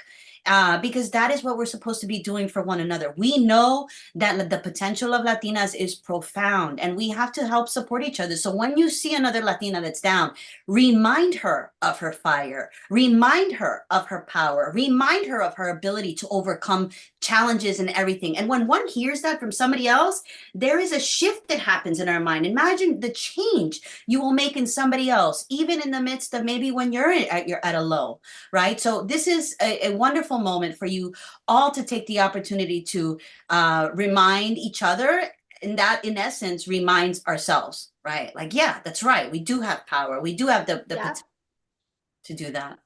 Awesome. Okay, so we have our next power up, power talk, power up, power talk, all of the power lined up. Madeline Santana, if you want to turn your camera on and come on the virtual stage. Thank you so much for joining us, and the virtual stage is all yours. You are on mute. There. ¿Me puedes escuchar? Sí. Yeah, perfecto. Perfecto. Ay, qué hermoso. I'm so thrilled to be here. This is 9 minutes. I want to say 9 minutes that we're going to spend together. My name is Madeline Santana. I am from Dominican Republic. I'm a Caribeña, so brace yourself, a lot of energy. And Latinas Unidas, I just so inspired by what we have done today. The many things I cannot type enough so quickly.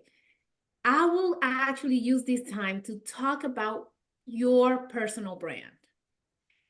I study marketing and I grew up with limited resources. I almost have near-death experiences. I experienced a lot of loss and grief and injustice in my life as a child. And that provided me resiliency, being bold. And when I was little, I used to think, I'm going to travel the world and I am going to use my voice. I don't know why I had that type of thing in the midst of everything I had, but I'm a dreamer. And those dreams came up. When I was 21, I came to Boston with a little tiny luggage, a book bag actually, and I said, well, I landed here, here we go. I worked in pharma, I worked for defense, I worked for manufacturing, and then I spent 10 years at Harvard. Harvard Business School was my launching pad. And that's where I learned a lot about personal brand. And then I went to a startup. I, initiated a whole startup region in LATAM. And now I'm with Gartner. I'm Women in Technology. I actually do a lot of executive leadership. That's my profile, right? I'm a mom of 2 kids. When I'm not at work, I am investigating and advocating for districts in Massachusetts that are deserving kids with special needs. Having FBI taking a look at this and say, hey, we need to turn this over. And I love women of faith. And I help them to build healthy boundaries. So let's start. I'm going to share with you 3 principles, okay? Principle number 1 with your personal brand is make a pact with yourself to show your brilliance. I love quantum physics, and I use this at Healy every day. It is something that shows me that each one of us has that typical, unique energy in the world. You have your own brilliance. And at work, your brilliance is your presence and is your executive presence. Executive presence is just the ability that you have to inspire confidence in others so they can do, listen what you say and you can influence. So the first thing is you can make an impact because people do robbing into your brand. How do I experience Madeline? The second is your image, your reputation, and how people know and think of you. And third, it's about your impression. How I'm communicating, I'm being transparent, I'm being authentic behind that brand. All those 3 things. Why is this relevant? Because being in leadership and studying leadership within, leadership across, and leadership up, leading in all these dimensions, influencing with your personal brand will get decisions made when you're not there. You influence when you're not there. There's some ally that will actually be for you when you're not there. That's what your personal brand does. Now, I have a question for you. We talk about superpowers. I will ask you in 3 words that will describe you as your personal brand. Put it in the chat. What are 3 words that describe you? My word is care. I have won over 900 people a care award. People know that I care. I'm very bold and I'm resilient. Those are the 3 things that people, when you interact with me, you will leave that brand with me, right? Now, I hope the chat accessible, humanistic, creative. Thank you. Keep putting there. The way you show up, and I'm going to give you a shortcut to show your brilliance.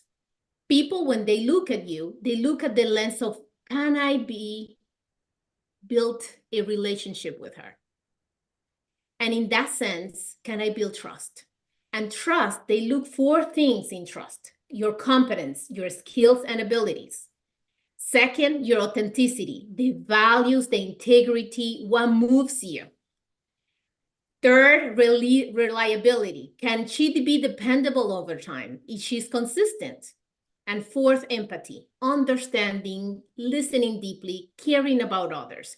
When someone look at you, they look, is she trustworthy? Can I trust but wisely, or do I distrust? So you have to look at those lessons of which elements can I activate from trust in order to make an impact of my personal brand into those relationship, partnerships, etc. The second principle in my life for personal brand, it's imagine it, tu gran yo soy. There's an aspirational brand that you always need to, you're not the same person today. You learn something today, tomorrow you will learn something. So you always look at qué gran yo soy in an aspirational way. So, yo soy equilibrada. I'm not that. I'm from the Caribbean, okay? But I want to become that. Yo soy imparable. Sometimes the story I'm telling myself make analysis paralysis all the time. But I want you to take a moment and write 3 yo soy statements. Yo soy what you want to become. Yo soy what you want to become. Yo soy what do you want to become? As an aspirational brand. Do it. Put it in the chat, at least one yo soy. Yo soy domadora de miedos. Sometimes that is something that you want to become, right? You want to be able to do that. So I don't see anything in the empathetic, open-minded, and curious. Okay, thank you, Norma.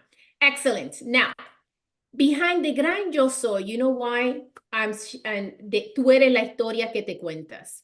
When I recently joined Harvard Business School in that staff, I went to the town hall. It was 132 people. My manager was African-American, I was Latina, and there was 2 Asian. Everybody else was female and male, white. And that created a lot of things inside of me. But then I say, yo soy capaz, because I represented the rest of the participants coming in and out from Harvard. I have the cultural intelligence. So the story that kept me like, I'm underrepresented, flip it, and I say, you know what? I have the cultural intelligence. I'm going to be the bridge builder. And that's what you see on my LinkedIn, because that's what my superpower is, right? I bridge, I build, I do that type of cultural intelligence. And I ended up creating many programs for them, even programs that were not part of Harvard delivery. What are you doing today with your gran yo soy? So aspirational brand. Your brand is different than executive presence, okay? I'm hitting almost there. Your personal brand is how you will be remembered. You have a current brand, how you are, your value is being perceived today. The aspirational brand, the one that you want them to be perceived, the value you bring. But there's something interesting, the less ideal brand, the anti-brand, lo que tú no quieres. And it's by perception. You know what happens? It happens that people have perceptions, and that brings unfavorable ways on how they view you. It's not your intention. So I'm going to give you a couple tips that you can do to figure it out. Can I uncover that less ideal brand and lift it up, right? So number one, for those direct reports of people that you interact every day, you're going to ask them, hey, what are my bright spots and my blind spots? I'm just doing a feed forward. We call feed forward, getting feedback in neuro leadership. We do that. And essentially say, what can I continue doing? What can I stop doing? From decision making, from a strategy, from relationship management, and from myself as a person. How do I relate to others? The second thing, and that will give you a lot of things, words, you will be able to articulate data from that. The second will be 3 types of people.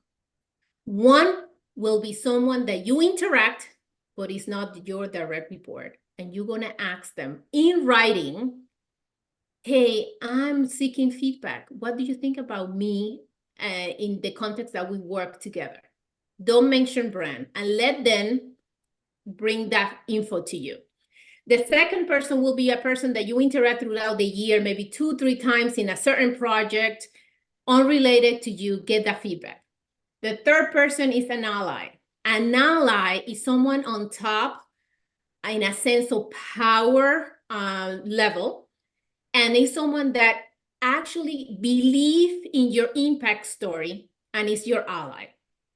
You are, to know if you're an ally, you are a maven. A maven is someone that has an expertise and offer it to the ally. And you're also a coach to that ally because you're asking questions to that person. In a sense, kind of a sounding board. That's where you know you have an ally. When you do that allyship, ask them in writing too. When that comes back, you know what I found? I found temperamental. And I say, yes, of course, I'm from Dominican Republic. So when I have a point that I feel passionate about, I start and I say, hey, I'm going to be passionate about in the next minutes. I'm not going to be temperamental. I'm going to be passionate. In a second, I'm going to be bold because I'm going to be honest about what I see with the problem. So you anchor your audience on those less ideal brand with a shift of that particular less ideal threat that you uncovered. Is it making sense for you guys? Yes? Okay. It's like making a lot of sense, Madeline. The third one is question the voice. You have 30 seconds because we have our panel coming up. They're already here. The third one is the voice that always said, I'm not ready yet. You are ready. And those are fears that you have. If you want to connect with me about fear, I have an incredible tool. And I can spend 15 minutes with you. Just look at me in LinkedIn. Vamos a domar el miedo. I love you guys from all my heart. Thank you. Thank you so much, Madeline. And we'll be sharing all of those tips. Please feel free to connect with Madeline. Her LinkedIn is on the chat. And I leave it to Valerie, who will be moderating this beautiful, beautiful panel, continuing on with how do we build that entrepreneurship mindset? Hi, Corina. Hi, Carla. Thank you for being here. Leave it to you, Valerie. Thank you, Ileana. It is such a pleasure to be here with you and to have heard some amazing speakers so far. Welcome, Carla and Corina. I'm so excited to have some time with you. I want to welcome Carla Salinari, the Latina health coach, and Corina Burton with Unstoppable Media, 2 amazing entrepreneurs who have amazingly positive mindsets, which are allowing them to thrive. Let's get started because our time is short and you have such valuable things to contribute.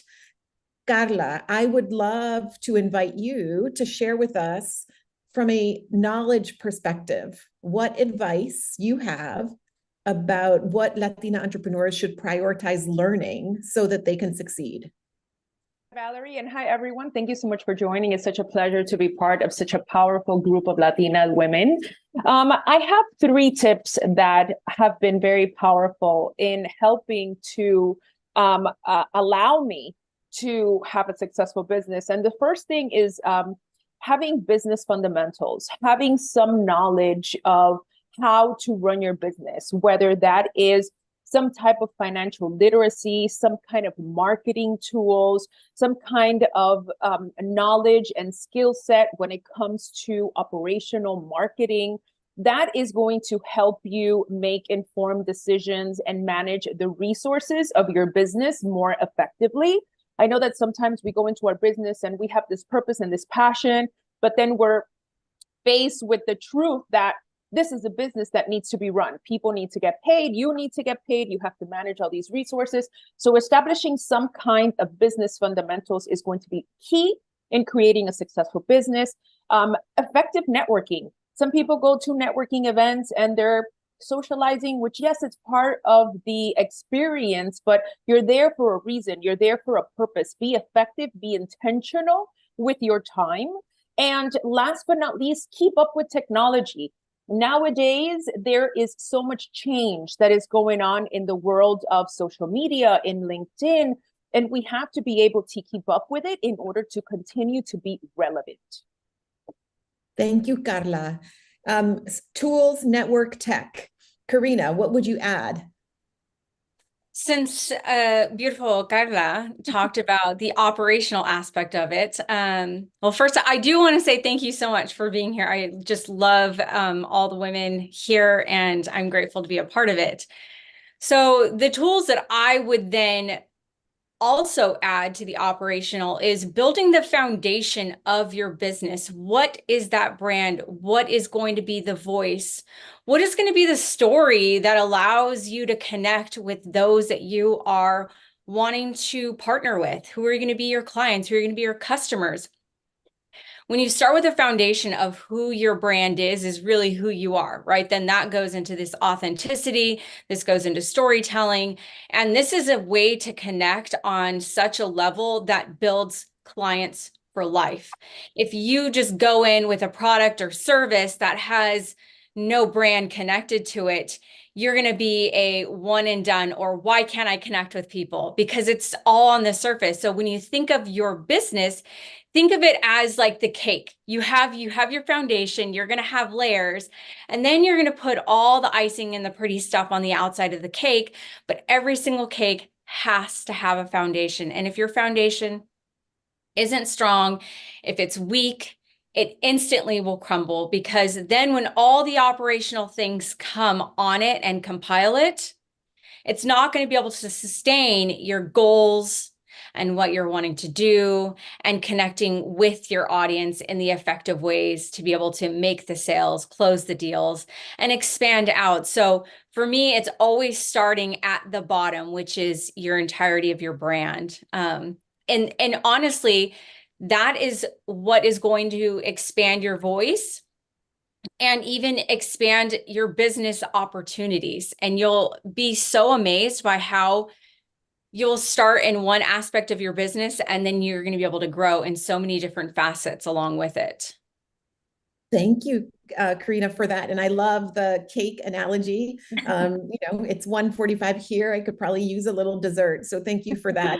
And I love having a panel with different perspectives and how those perspectives can come together to really provide everything that an entrepreneur needs to think about, right, to be successful. So thank you both. I want to shift now to talk about mindset, because you can, have the foundations, you can put together a nice brand, and mindset matters, right? And all of the women who have been talking today have spoken to that, right? We have to believe that we are valuable and that we can do it.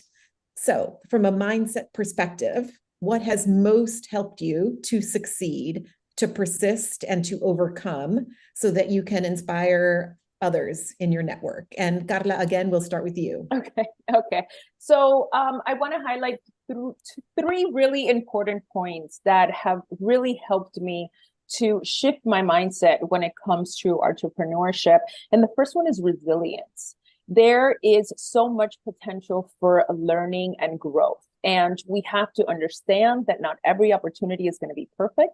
Not every opportunity is going to lead to something. But we have to continue to learn from these experiences, right? We have to dust it off. We have to fix our crowns, and we have to keep moving and ask ourselves, what did you learn from this experience? How can I use this experience to help me versus to work against me, right? See everything as a learning experience to help you grow your business and to learn. The second one is continue to grow, right? Can you continue to learn? Can you keep up with what's happening now? Continuing education is such an important part. I know that it takes so much work and so much effort to be able to grow our business, to maintain our business, but how can you continue to nourish that, right? So that you can continue to be of service to your community. And the third one is purpose. Remember your purpose, remember your why. Why did you start this? Why did you embark on this entrepreneurship journey, right? What are the things that are going to hold you accountable for why you started this journey? And I believe those are three really powerful mindset points that can really help you move on with your entrepreneurship journey and continue to flourish and grow. I love it, Carla. Thank you. Resilience, learning, and I love remembering why you started, because when it is hard, that can really fuel your soul, right? And your mind. Yes. Thank you. Karina, what would you add to that? Well, I would add for everyone to say with me, either out loud or in our minds, that our circumstances do not define my future. They will never define any aspect of my future. I will define that. It doesn't matter what comes at me. It doesn't matter what I'm going through. It doesn't matter what the future has. If I believe that I can, my circumstances will never define my future. I've come across multiple times several times, not multiple, like several, many times, that we're human beings running these businesses, or we're human beings in a professional role. And so that means that we have personal trials and challenges where we need our mindset to be strong. And then we also have these professional mindsets where we have to be strong. So how do you integrate the two together? So many times when I was a single mom of 3 girls, and I was single for many years, I found that my ability to problem solve, my ability to financial problem solve, my ability to figure out how to be efficient with my time, I was able to translate that into my professional role. And so instead of feeling like, wow, this has really brought me down, this is really a hindrance, it ended up being a beneficial thing for me in my life, in my professional journey. And I've been able to take it into my entrepreneurial journey. And so when I come across moments of circumstances that are so trying, I think about, how can this elevate me? How can I use it as a tool to strengthen me, to be able to utilize it as a talent instead of a weakness? Because at the end of the day, my circumstances do not define me. They do not define my future. I do. And so I want you all to remember that anytime you're coming across anything that feels so incredibly impossible or so incredibly difficult, those circumstances that you've had in the past or the present, they absolutely do not define you. And for me, that is mindset that not only helps me get to the next page, but it creates a talent that I'm able to then utilize for my future, for my opportunities, and to strengthen me rather than allowing it to weaken me. That is so wonderful. And I believe we just had a hiccup with Valerie. Wi-Fi has not been the best for us today, but here she is. There we go. Sorry about that. We have high winds where I am. Thank you so much for sharing. I love what you said, right? Circumstances don't define us, right? I define us. And it connects so much with what Carla was sharing, right, about our purpose. So I want to ask, you're going to each get one personalized question. I think we have 5 minutes. I'm going to give you 2 minutes to answer. And so Karina, how have you overcome and triumphed over the challenges of entrepreneurship and competition? So this is where the mindset and the knowledge come together and they bridge that gap. When you have your knowledge and you have your mindset, you can take, all the classes in the world for strengthening your mindset, for strengthening your knowledge, but then there has to be an action. And for me to be able to actually put one foot in front of the other and do actionable things every single day, that's what creates my success. So, I am now accountable, saying to myself, okay, I've given myself an opportunity to learn how to strengthen my mind and my knowledge. And then this creates the wisdom, and wisdom is what will create my success. And time again, it proves itself that when you do actionable steps of the things that you've learned, whether it's mindset tools or whether it's knowledge tools and growing your business, it's through your actions that actually make it come into life. And that for me has been a very successful combination involving the two together. Thank you so much. I love it. You're talking to the fact that we need to both have mindset, right? And we need to apply that mindset to the knowledge. Thank you. Carla, you will answer our last question. Could you share an example of how being a part of an empowering women's organization has influenced your journey and your personal growth? I have a lot to say about the topic, but we only have 2 minutes, so I'm going to keep it short. And it comes in such a great opportunity to talk about this because we are in a women's group, in a women empowerment group. And I find these to be so incredibly powerful and important because entrepreneurship is a lonely journey. Especially for us Latinas, we have to stay together and we have to continue to empower each other and help each other break barriers and shatter those stereotypes. And one of the most powerful things that I have found in my experience is the power to connect with leaders and mentors, women from all walks of life, not only for what I'm doing as an entrepreneur, but other women that are also entrepreneurs, but are doing something slightly different than I am doing and can help me see things differently, can help me pursue different opportunities, identify different opportunities that maybe I hadn't seen them for myself, right? These are all really powerful things. And also shape my perspective, right? What other opportunities do I want to go after? Having someone to be able to bounce ideas off of, having people to help you connect and network with other like-minded women, Latinas in the space. And like I said before, to just continue fostering personal and professional growth and continue to, create a more inclusive and equitable environment for all of us to be able to thrive and continue to do what we're able to do best. Thank you so much. I love that. I want to say 2 things, and we're going to close on time. I want to thank Carla and Karina for the partnership in answering all of my questions and getting us back on schedule. So thank you for that. Super, super powerful, right? We can be succinct and say powerful, beautiful things. I also want to close by sharing something that comes out of what I heard from both of you and which I really strongly believe, which is that we are stronger together. And right. That part of that being stronger together means not seeing each other as competitors, even if we work in the same space. And that the more we are uplifting each other, supporting each other, the more each of us is going to be successful and thrive and not feel alone. So thank you for this fellowship or this partnership over the last 20 minutes. And I'm going to turn it back to Ileana, proudly a minute ahead of schedule. Thank you so much. Thank you.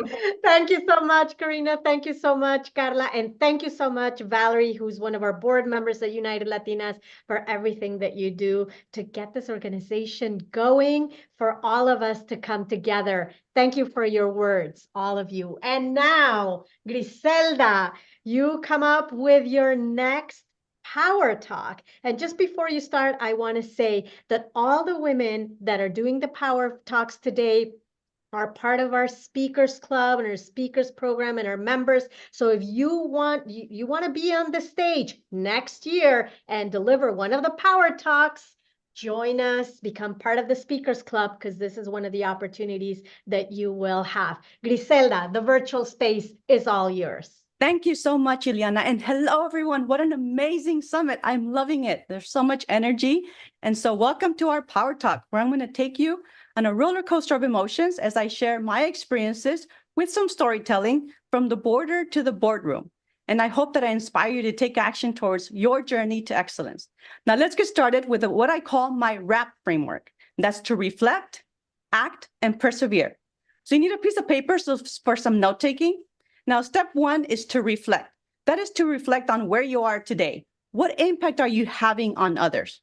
So write that down on the bottom left side of your page. Now, for me, I'm an entrepreneur, so I love the previous chat. I'm now a consultant and a coach. But before I was told no many, many times. Now, have you ever felt like there's no path forward because it seems like all doors are closing in on you? Well, for me, the more I was told no, the bolder I got. Same like my amigas here on the stage. So that fire was ignited even way back when I was a teenager. I was told our students couldn't pass an advanced placement exam that I was asking for funding for. Now, we were in a school in a poverty-stricken region, and so that was their dilemma, that our students wouldn't pass, so the money would go to waste. I took the bold action. I had to find a way. That put fire in my belly. So I got some volunteer teachers. Greg Garcia and Miss Ayer were our teachers, and about 30 willing students that showed up to a Sunday class. So there we were doing calculus. After church, we'd do our prayers. And then after church, we'd come in with Miss Ayer and do calculus. She was one of our volunteer teachers. Now, the impact on others, we started our school program. So many of us passed with 3s and 4s, and that's how we got the program started. Now, some other instances, like what I've heard here from other Latinas, I struggled in my first marriage and went through a divorce. Maybe I rushed into the marriage, or maybe, I don't know, in my culture or pressure from my family, maybe. If you're not married by the age of 30, there's something wrong with you. I don't agree. But the bold action is I did file for divorce. And I traveled with my little girl, because I was a career woman at the time, who was 3 years old, to many trips around the country. Now, the impact is my career blossomed around the world. I was going to many different countries, and my little Brianna became a very determined and social butterfly filled with tenacity and resilience. So now let's reflect. So deep soul search of where you are. And what do you want to be in 10 years? What do you want to be doing? So write that down in the top right corner of your page, write 2034. Now, what's that dream, that passion that you must do? So write that in the top corner. Now you're going to connect the two with the windy arrow from one side of where you are today to where you want to be 10 years from now. And do not make it a straight line. Nothing happens in straight lines, as you heard from our speakers, right? Now the act. We must take bold action. So for me, if you recall, I had no program, no funding, no classroom. I created a classroom. And that's how the AP program was born at my high school in Brownsville, Texas. Now, then I was a divorced single mom. I still had to travel and do my job. So I take my daughter on the trips with me, and I put her at La Petite Academy is what I had back then. And I could take her to any center around the country. Now for you, what 2 actions will you take to get from point A, from where you are, to your passion, to where you want to be? So write them down on that windy road. And now I'm going to get to the P, which is persevere. Now for perseverance, I'm going to share, I give you 2 of my challenges. Let me give you a few more, because I've heard about resilience the whole time that I've been listening here. I'm a daughter of immigrant parents who came to this country with literally 100 pesos in their pocket. Back in 1973, that was what, about $8 US? But they had a dream and hard work ethic. They passed that hard work ethic to us, their children. And I love studying. I enjoyed learning new things. I was able to get into Stanford. Never in my wildest dream did I ever think I could go to such an elite and expensive school. Now, I got a full ride, so I was a good studier and I got some good grades. I showed up, but inside of me, I knew that I would struggle, that I wasn't quite ready to be with a lot of the people that were at that school. Now, I did flunk out of physics, or I saw myself flunking. I didn't quite get there, but it was a D or an F coming. So I dropped that class my freshman year. I took it again my junior year, got a B+ that time, by the way. But then so sophomore year came along and I was determined to be a Stanford engineer. But the road there was not easy. So we all have our struggles, our ups and downs, but we persevere past those struggles and we learn from that resilience and that adversity. So I think it's a great, great advantage. Now I studied, struggled with a couple classes, and my counselor's like, well, why don't you take them during the summers and then we can transfer them in. So that's what I ended up doing. So there's always a way, right? Now, some more challenges ahead. I told you I was divorced. So now I think it was Corina or someone mentioned the use of technology. So I use technologies to find now my amazing husband, Greg. And so, yes, we met online. Now, shortly after we met and we got married, we could not conceive, right? So imagine going through another 9 years, hoping for a child and no luck. We went through a series of miscarriages, 4 that I can count. I think there was probably more, but something was seriously wrong. I did feel like a woman failure. Then one day, there it is, a positive test result. Yay, we were so excited. I was super, super thrilled. Now, for almost 12 weeks, we were in heaven. We were elated. Then right when we're getting ready to announce it to the world, we end up back in the hospital. And yeah, we were sent home after learning that our little one did not survive. Wow, I rehearsed this and it wasn't like this. But anyway, bear with me here. So we would not be able to meet him or her after all. We went right back to our fertility specialist and our OBGYN, who really told me your body needs some rest.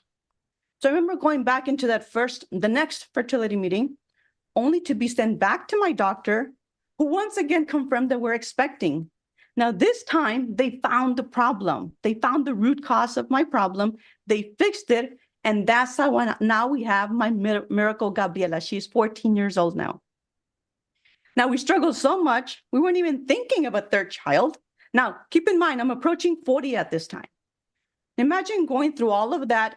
Then we learned that we're expecting again. And this time it was a boy. After such struggles and about a 10-year wait now, imagine a child being placed in your arms and being told he refuses to eat. He was diagnosed with what they called failure to thrive. It's a very rare condition called Potocki-Lupski syndrome. And we were told he may not make it. He will struggle with walking, with talking, some of the basics of life. We heard that and we got busy, right? Our resilience kicked in. We partnered with 9 doctors, 5 therapists. We put a G-tube in his belly, and now he is thriving at 13 years old. So we didn't treat him, his name is Gregory, for how he was. We treated him with how he could and should be. Now he's an honor student at his school. He has a camouflage belt in Taekwondo, and he's thriving in life and in health. Now, all this while I'm traveling the world, meeting with business people, politicians, and companies everywhere. Like our keynote speaker says, I said yes to every opportunity that came my way. Even if that was on the other side of the world, I led 3 Fortune 500 companies to great, great profits and engaged continuous improvement cultures. I traveled to 26 countries. I was transforming companies for the better with huge performance improvement. So I gave many presentations in the boardroom, and I was an executive for about half of my 29-year career in corporate America. And I'll say this, I'll agree with Ileana, our keynote speaker's advice on negotiating. All of those leaders that I negotiated with for higher pay, because I would, at every position, at every promotion, they highly respected me, and we still keep in touch. I actually do business with them now. So they will appreciate you and pay you for the value that you bring to the team. So now I'm here in front of you, asking all of you to persevere past whatever adversity comes your way, because it will come. Guaranteed, it's just a part of life. Now, a few more things that I want to leave you with in terms of actions. First of all, some books. I see that we're putting some books there. Of course, the Extraordinary Latinas book is an amazing read of resilience from many of my amigas, my fellow Latinas. I also have one of my own, Life Beyond the Border. You can get more details on the lessons learned and the stories that I mentioned throughout this talk. And connect with me via the United Latinas Mighty Hub and LinkedIn. Send me the word activate. I'll send you the recipes from my book. There's 3 recipes at the end of my book, and a template for the WRAP framework that we just went through. So my name is Griselda. I'm just a girl with a lot of grit and ganas from Brownsville, Texas, asking you to activate your passion and do so as you reflect, act, and persevere. And now that's a wrap on your journey to excellence. So go out there, ignite your passion, fuel your fire, and activate your excellence. I'm here to tell you, as a previous executive, now an entrepreneur, businesses need you. They need your compassion, your talents, and your contributions. So let's go out there and let's get busy and go do it. Thank you, Griselda. Thank you. That was amazing. And I want to call up all of our other authors that are here with us today. This is just one of the many stories that you'll hear in our Extraordinary Latinas Volume 3, which is out. Nobody would have believed 5 months ago that all of you would be coming together on this book, putting it together in less than 4 months, out back in March 6th, which was about, 15 days ago, and we're bestsellers. We got there. This is the power of Latinas coming together with a shared mission, with a shared vision, and just working, plowing through and making things happen. Thank you all of you for just joining this amazing journey, and congratulations to you all. Any quick words? Anyone? Amazing. Griselda, that was absolutely, comments that are coming in the chat for, and I think that is the vulnerability is what we're looking for, right? We need to justify our own vulnerability, right? When we see someone else be vulnerable, it allows us to feel like we can be vulnerable. So I don't think we really understand the power of what you just shared and how it impacts other people. Like we think sometimes, oh, it's just my story. No, but you opened a lot of windows for allowing other people to say, you know what, I think I can share my story without feeling bad or guilty or ugly about what I've been through. So thank you so much for that. Thank you. 30 seconds. Maria, thank you, Griselda, also for sharing your story today. And thank you, United Latinas, for the opportunity to create this network, for have this platform for us, and for all of you that participate in this book. It's been amazing and incredible. We are bestsellers, and it's just so extraordinary. Thank you. Absolutely. Irene. Putting you on the spot here. Thank you so much. It's been an honor. It's been a blessing. I mean, just to be in this company. You all heard Griselda. Imagine all the voices and the stories in the book. Griselda's leading the way, but you got to get this book. I know it's a shameless plug, but the stories are beautiful. It'll change your life. And thank you, United Latinas, for allowing us this platform and this beautiful way to share and elevate our voices. Thank you, Irene. Jennifer. Yes, I wanted to thank everyone, specifically Ileana and Sandra, for making this happen, for bringing us to the table, making sure that our voices are heard, and also inspiring the next generation of youth leaders. And also props to Griselda. She just inspired me with a lot of things that she said. And as a mother myself, I just know how difficult the journey is when you're an entrepreneur. You're also committed to other endeavors as a volunteer to your community, to nonprofits. And just, your personal commitments, right? Sometimes you want to go back to school, you want to give back. You also want to be involved with your child's education. And it all comes down winding and figuring out that resiliency, that grit, and just all the ambitions that we have as women. And just wanted to thank again, everyone, and just congratulate all the authors here. Son mujeres maravillosas y estoy muy agradecida. Dulce. Hi, everyone. Thank you so much. Please get the book. It's amazing. And I invite you to connect to us. I did. I certainly did reach out to the beautiful authors of the first and second book and have made incredible friendships, mentorships. So please do so. I welcome all of you and reach out to us. Thank you. Thank you, United Latinas. Thank you, Ileana. Thank you, Sandra, for giving us this beautiful gift and experience. Thank you all. And there was a question, how do you become an author? Join United Latinas. We are putting out books every year, and then we're going to do special collections as well. So you'll start seeing, if you join us, you'll start seeing the invitations of who wants to be next. If you want to be a speaker, there will also be invitations. There's places for power talks like this summit and many more that are going to come. If you want to build a local chapter, also reach out to us. We're starting to build local chapters. You'll see them coming. We have so many plans for all of you, because guess what? This is the year of United Latinas, and we're all going to be there. Yay! Yes. Thank you to our beautiful authors for joining us on this journey. And we're moving on, Sandra, to our next panel. Oh gosh, I am so excited for this panel, guys. I'm going to make sure we bring up our speakers because we're talking about mindset. How many of us, the mindset conversation, right? How do we optimize our minds to think the way that we want to think, right? Because we are so inundated with a million thoughts a day. What is it? The statistic, the scientific statistic says that we have like 60,000 thoughts going through our mind a day. So how do we accomplish what we need to accomplish and be intentional about what we want to create in our lives when we have so much potential chaos going on in our minds, and so and plus the baggage that we carry around?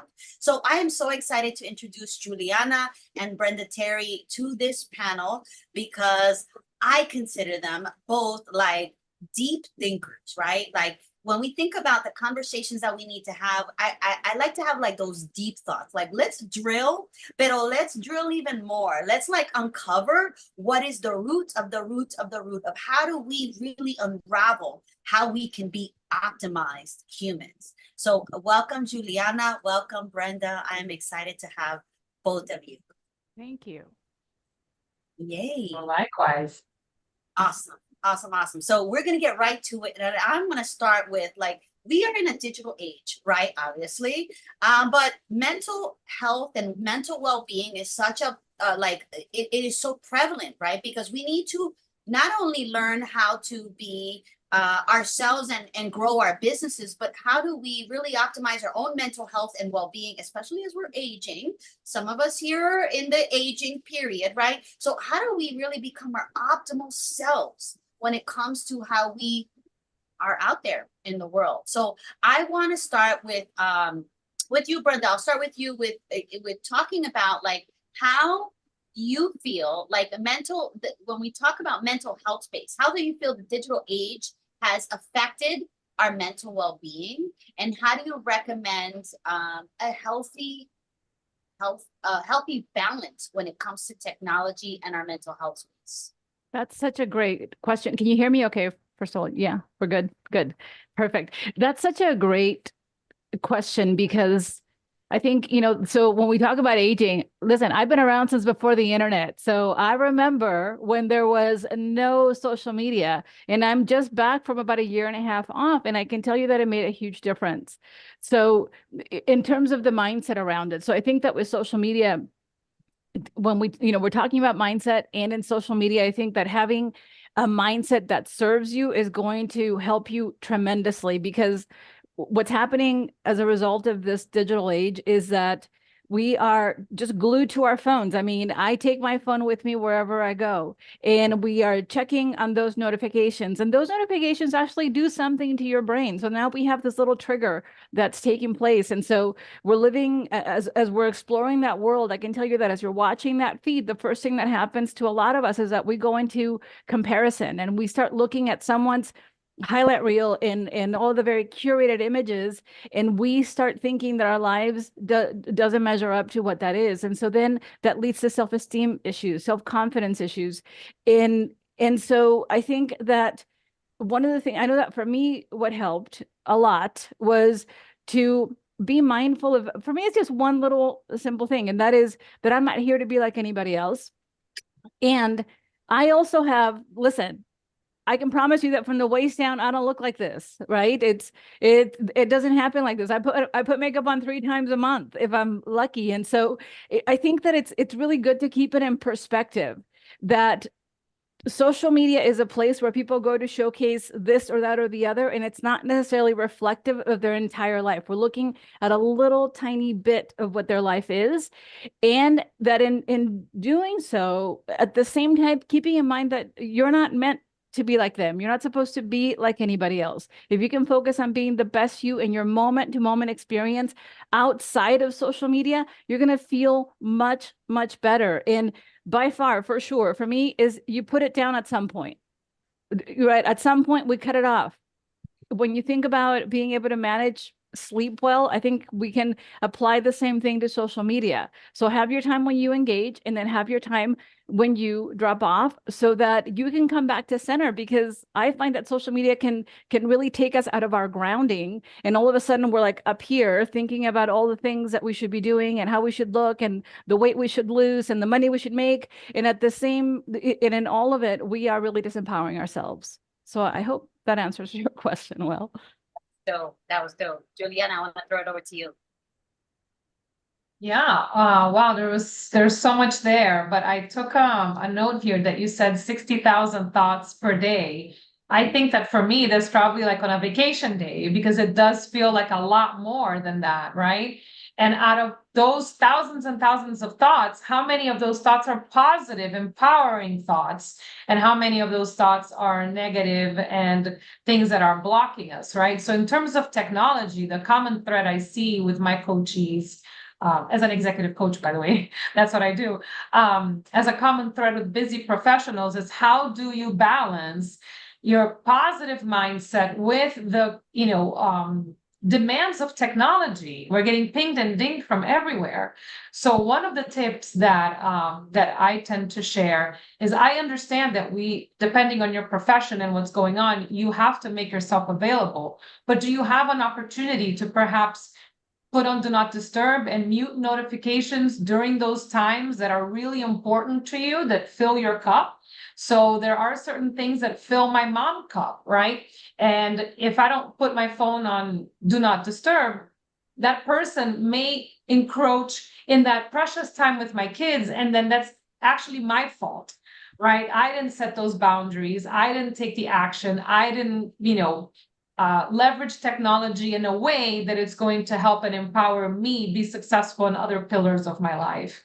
So really managing how you use technology to your favor instead of letting it run you, I think it's the first step. I love that. And I appreciate both of you. Like, these are so prevalent, and I'm so happy that we're having this discussion.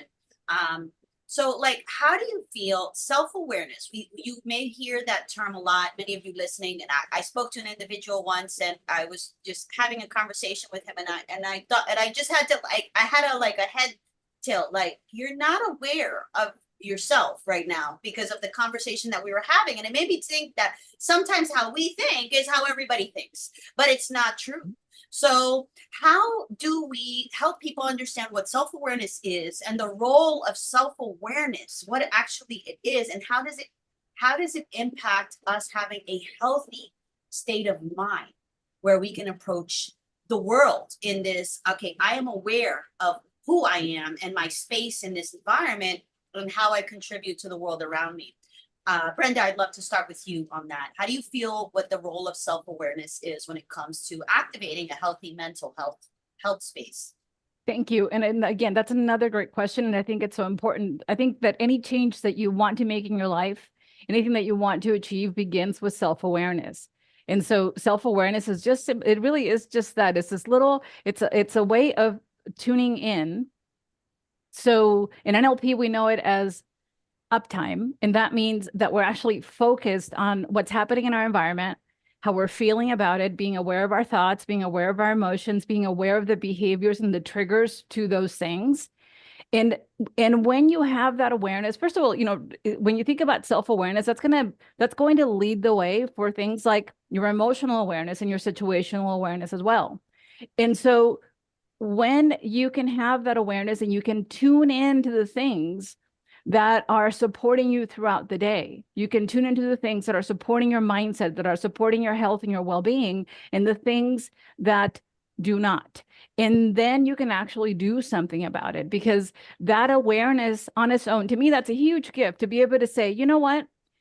I know that if I've had a really stressful day, I'm really aware that the first thing I do when I get home is turn on the TV and just veg. And I forget about having a good dinner, and I forget about taking a nice bath, and I forget about spending time with the kids. And the only thing that I do is like, it's just too much.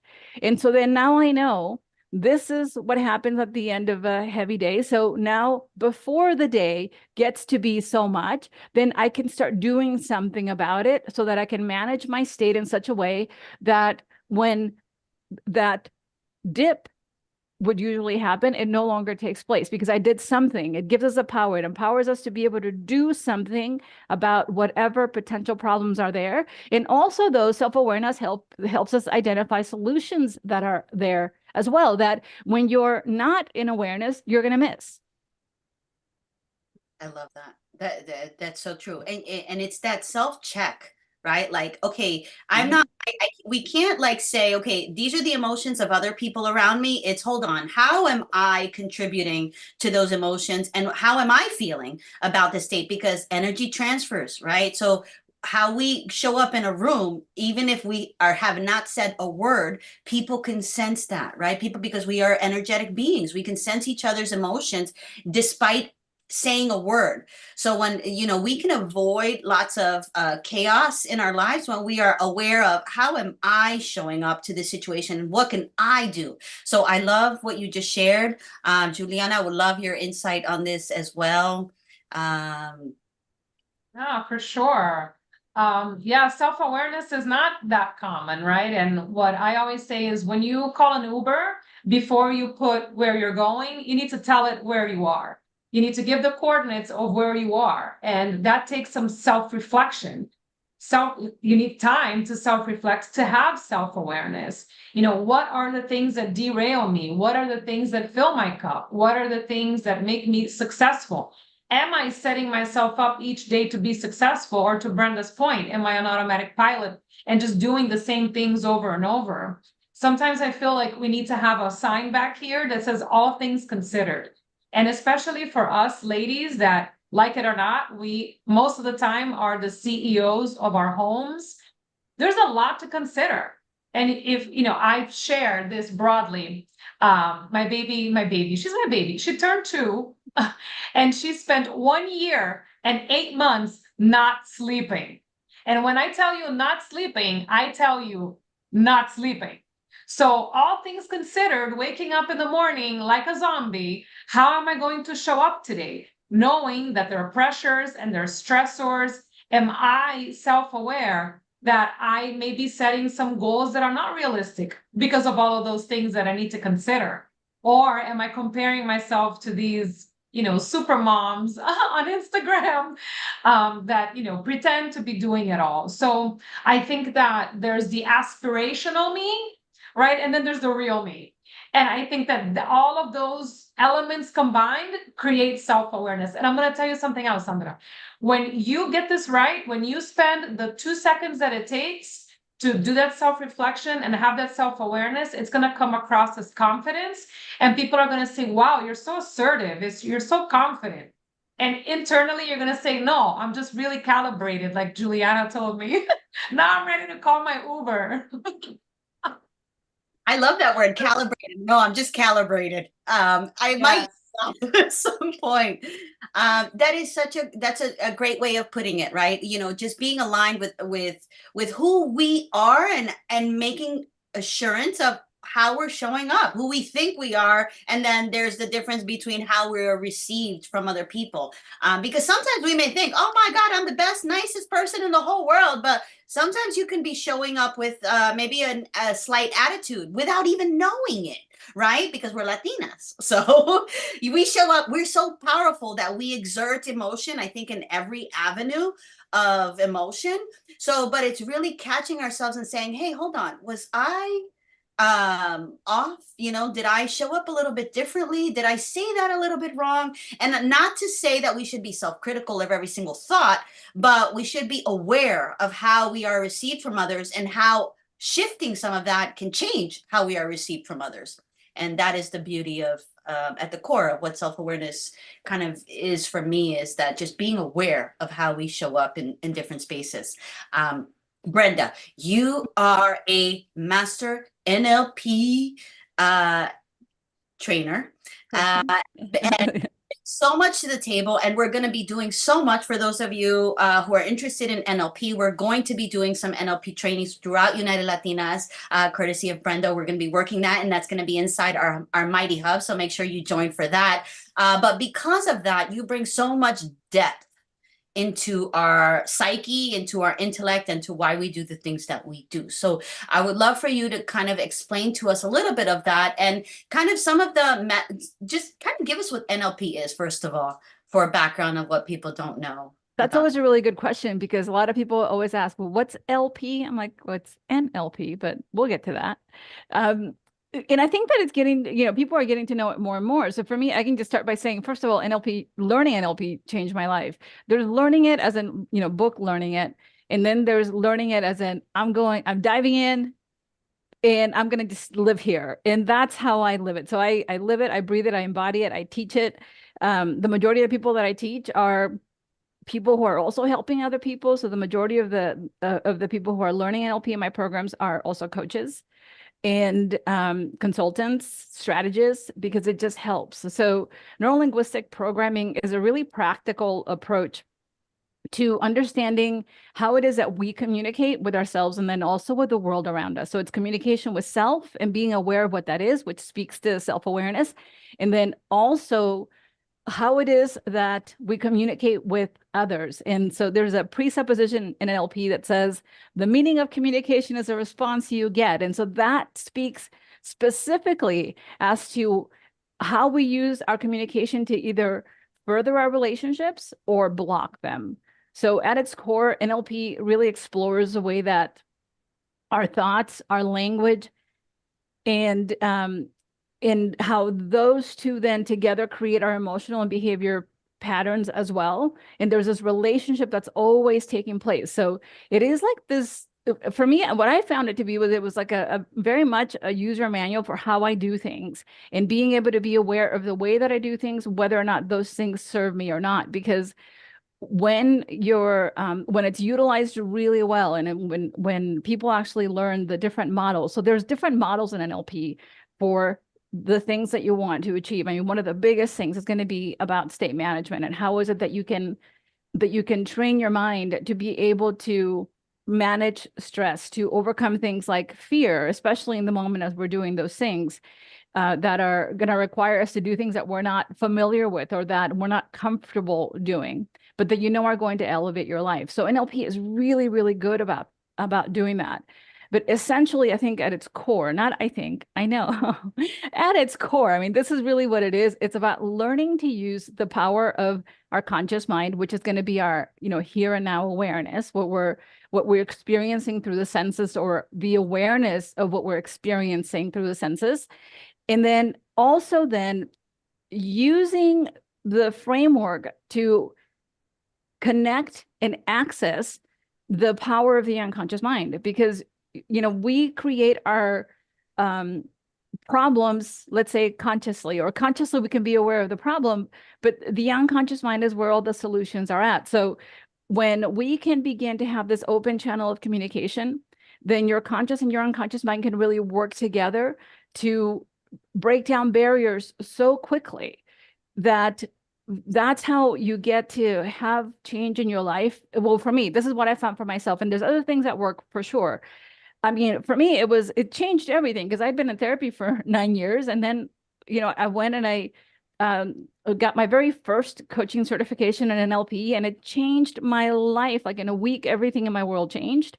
And then I very lovingly, because I loved her, fired my therapist and decided that this was going to be the career for me. So it is about learning how to change your mind so that you can create and design those outcomes that you want in your life and enjoy having them. I can marinate on that for like 10 minutes. I know we don't have the time, but that is like the meat of what we want to keep going and diving deeper into. Juliana, I want to ask you, because we were talking a little bit about emotional intelligence, and that the role our emotional intelligence plays. So, what do you feel what is the role that emotional intelligence plays of our mental space and mental well-being, and why that's so crucial for leadership or entrepreneurship? Wow. First of all, Brenda, I don't think I was breathing while you were talking. That is so interesting. I'm reading the book by Joe Dispenza, Breaking the Habit of Being Yourself. Oh my God, it's so good. Emotional intelligence is actually a really hot topic amongst leaders. Even if you are an entrepreneur, of course, you're leading yourself and how you show up under pressure, how you show up under stress, and all of that. And of course, at the core is self-awareness, but then it's the awareness of others, of the environment, of the situation, of the team. And I love it that when we began, someone put in the chat, sorry, I can't keep up with all the names, being present. So do you remember when you were in school and you had to say presente? Remember that? Presente. And now it's like, how present are you? How present are you when you show up to places? Are you paying attention to all of the nuances and all of these things? I remember that I used to work with this woman, and she was a top performer, go-getter, probably, closet workaholic. Anyway, and one day she came to work and she didn't have any makeup on. First time in 5 years. And I said to her, is everything okay?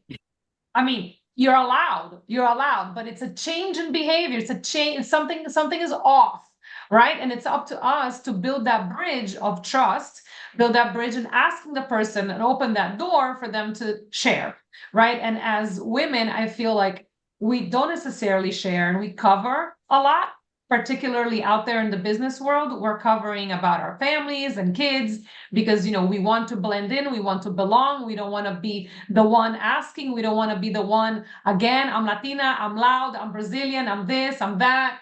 You're looking at my earrings, you're wondering, are they heavy? Is she okay? Can she hear me? The focus is lost on what I'm actually saying and my capabilities. So we cover a lot of things. I remember that growing up professionally, I used to lie about my age.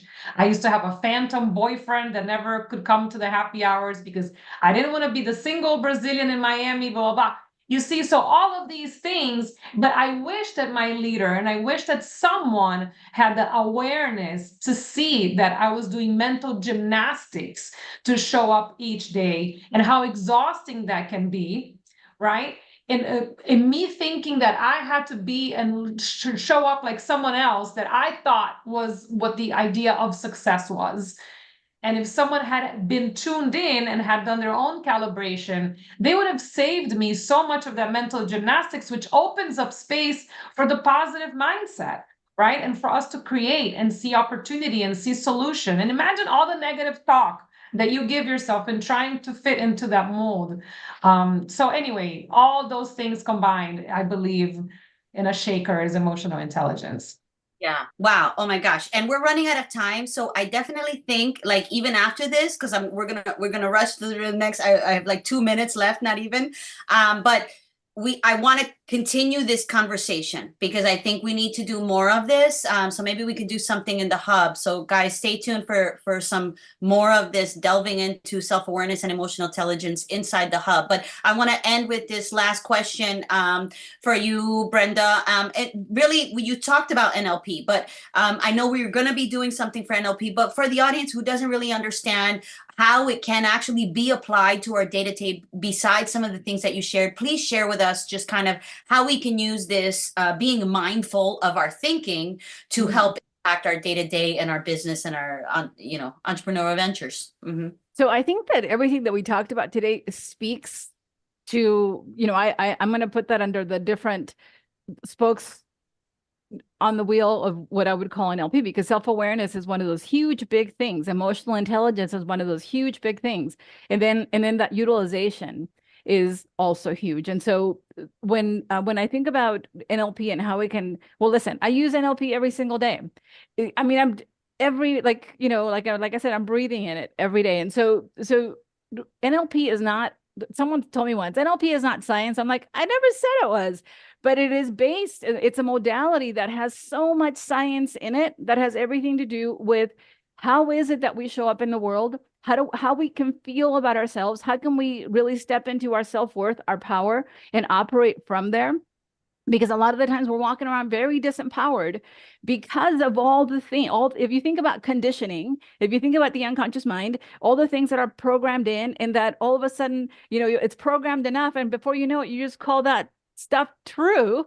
I was almost going to say a bad word. You just say it's true, and it's not true. It's that you've been so conditioned to see it and see it and see it and see it. And so you begin to believe it. And so how NLP, for me, when you think about when I say about that there's a lot of practicality to it, is that models are called something. So we have taken an idea or a concept and created processes for it. And so state management to me is one of those big things. I mean, my life absolutely changed when I learned the power of releasing negative emotions, and that your brain can do that. And it doesn't have to be, listen, I love therapy, and I have clients that have therapy, but man, there is nothing like being able to have the ability that if you're feeling a lot of anger because someone at work just really ticked you off, for you to take 15 minutes and be like, I'm letting this stuff go, and that you can really let it go. It's not like I'm stuffing it down with a glass of wine. It's I'm releasing it from my nervous system, and I'm no longer impacted by it, so that I don't make decisions from there. That to me is one of the biggest ways. For me, state management, NLP and state management, I mean, like those two things together, that just changes the direction of your life when you can apply it really intentionally.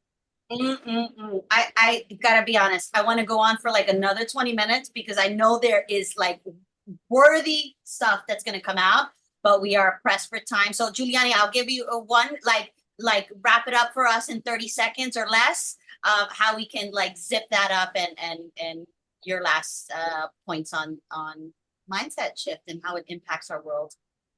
Well, we're here to activate, right, ladies? So this is all great content, and I'm getting ready to buy books and take Brenda's course because it's also another way of me being very intelligent about procrastinating. So I would like for you to think through what is the one thing that you're going to do differently as a result of our conversations here today in order to really activate and instill that change and be that person that you so deserve to be. But it really starts with what you're doing today. Tomorrow, next week will shape the summer and next year. So really take a moment to self-reflect and that self-awareness of what you're actually going to do.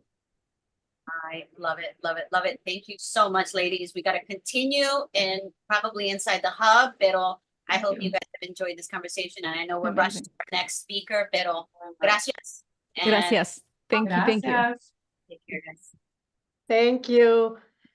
Mildred, we are down to the final line, but it always, it's so wonderful to have this conversation and close with such an important topic, which has to do with how we're showing up. We've been talking about it today in different venues, in different ways, through different lenses.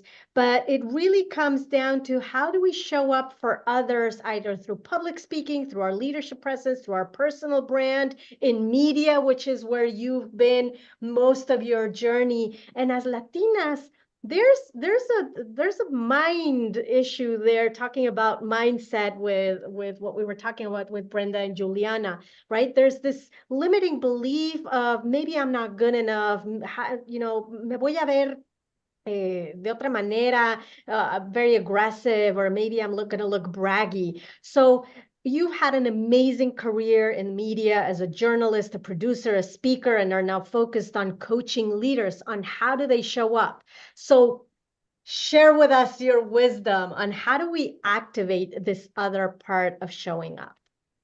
First of all, thank you so much, Ileana. I'm grateful for the opportunity. It's been really fascinating listening throughout these past couple hours, and thank you for inviting me. It's a privilege to be here with all of you. I feel so honored, and congratulations to all your organizers for putting this together, for giving us a platform to share perspective, insights, ideas, and even just so that we can actually brainstorm, but also allow ourselves to talk about also the bad things, the things that don't work, the things that frustrate us. So thank you for giving us the platform, because it really is a fascinating place to be and to learn. I've learned so much from everyone. And as you said, I am a journalist by profession in the US, and I've been privileged to work in the media. I was raised in New York City, and I worked in media throughout New York City, in television. I've done radio and also print, but most of my time in television. And I can't tell you how fascinated I am by the stories I've heard today, because I am about storytelling.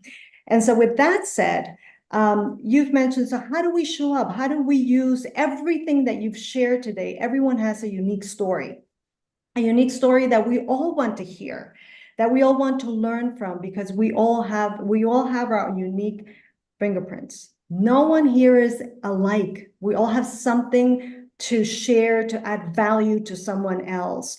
And so one of the things that I've done, and I worked in television for 15 years.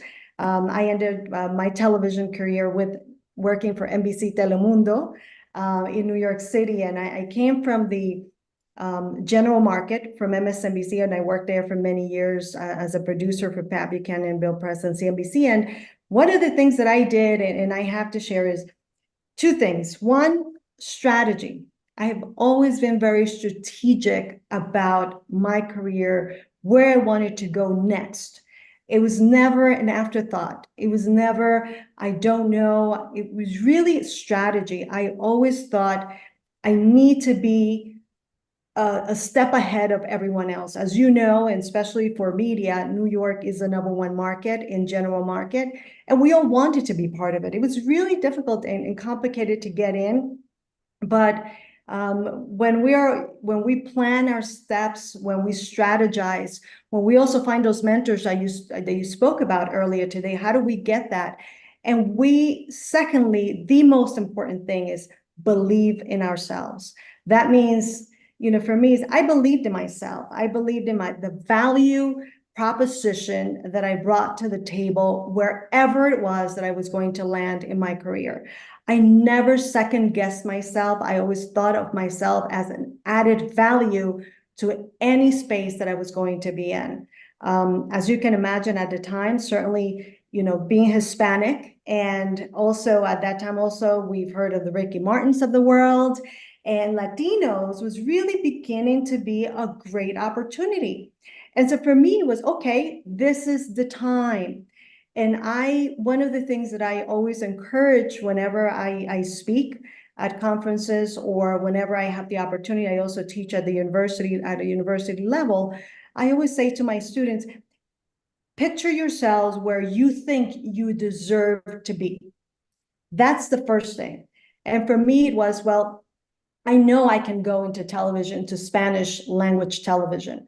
I know I can be in that market. I am bilingual. I speak both languages. I was born in Guatemala and raised in New York.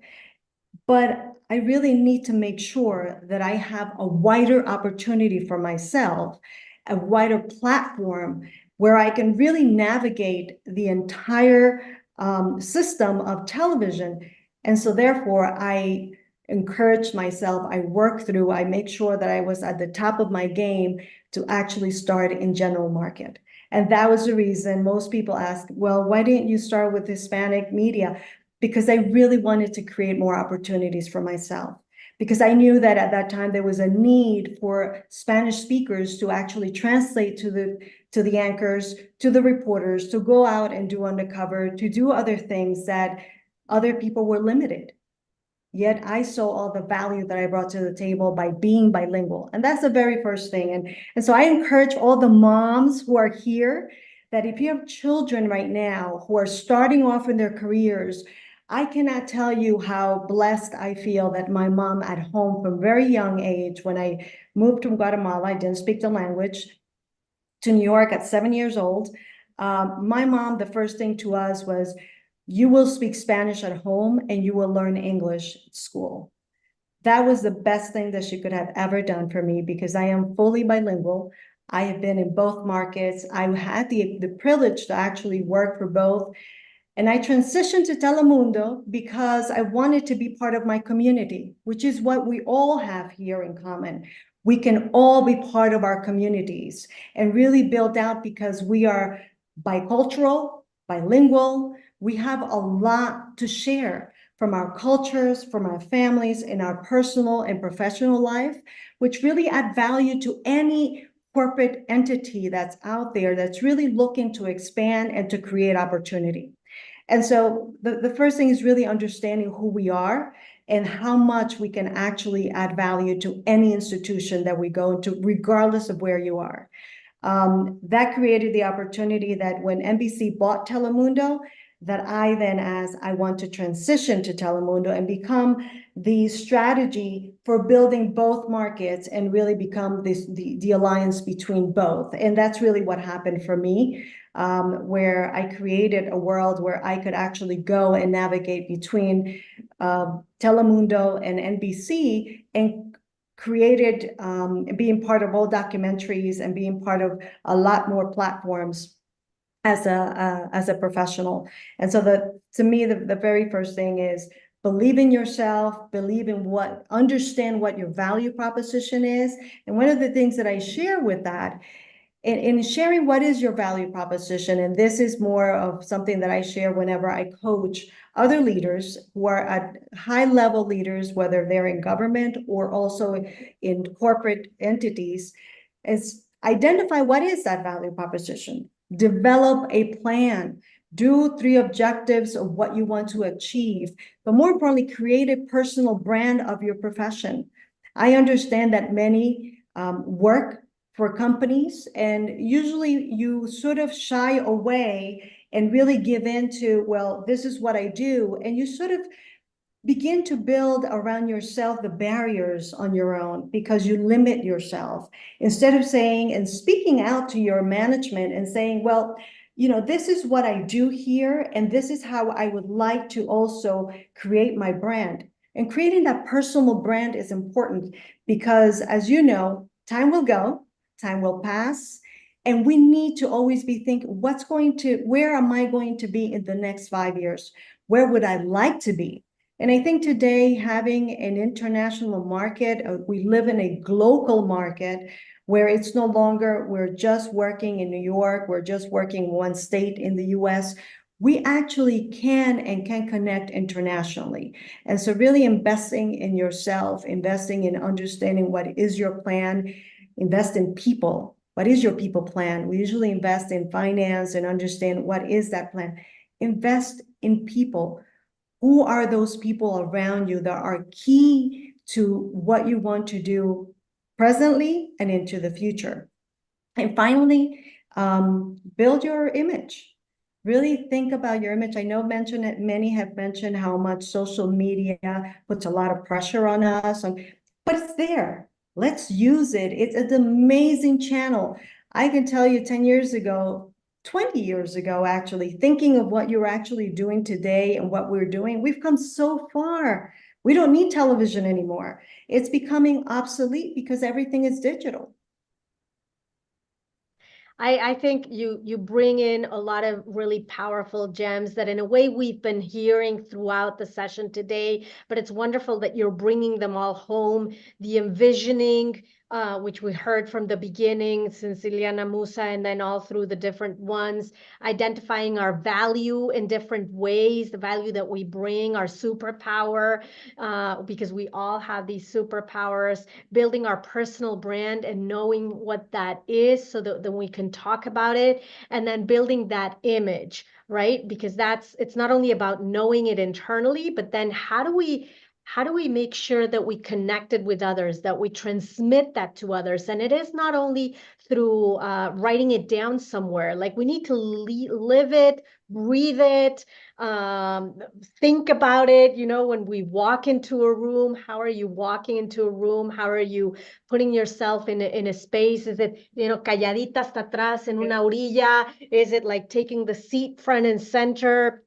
I'm not even 5 foot tall. Like, how do you make yourself be seen no matter what? And I know that that's a lot of the things that you support and that you coach the people that you now coach on. public speaking is something that here at United Latinas, we feel it's pivotal to growing any one of us, either through our businesses or through our personal careers or in both spaces where we are. What would you say, because we have like 10 minutes, no, less than 10 minutes, but we have like 6 minutes left. But what would you say are the key things to think about from a public speaking or a leadership presence perspective that people need to think about as they move away? Because public speaking is not something that we have in our minds as a competency and a skill that we need to develop, but it's primary to be able to get to that next level. Thank you, Liana. In respect of time, so there are 4 attributes that a powerful spokesperson needs to have, and that's credibility, to be able to articulate communication clearly, charisma and presence, that has to be part of your image. It has to be part of it. How we show up, how you look. Are you dressed appropriately for the occasion? What will you say? Who will you connect with when you're showing up at a place? Empathy and understanding. And so those are 4 key powerful attributes that we can all have, that we can all learn. And it really is, it does require practice. And so one of the things that I usually tell people that I work with, and that we actually do this and we engage and we practice, preparation plus practice equals trust and success. You want to really build out that trust. You want people to understand. And so next time you're putting things on social media, LinkedIn is by far my favorite. Because it is a professional network, because they are decision makers, because there are opportunities we can create from LinkedIn, new leads. Next time you actually put something on LinkedIn, make sure that it is what you want people to see from you. Remember, it is about perception. So I kid you not, that's one of the reasons why in television, you look at many of the TV shows in the US and series, especially when it comes to broadcast news, we really look at all the details, how our anchors are dressed, how our anchors will convey what they say. We write everything. We make sure that it's written correctly. So really think of yourselves as that anchor. Next time you're going to convey, you're going to participate at a conference, because people will start looking at you with a different lens. And you want that. You want to really be a great spokesperson for what you believe in, for that message that you're putting out there. And other tips that I like to just leave you with is, next time you're really thinking, okay, I've been invited to be a speaker. So understand 4 things. 1, what is that? Have the clearance, understanding what will you be speaking about, and understanding, are you going to persuade? Are you going to motivate? Are you going to inform, educate? Are you going to promote an idea?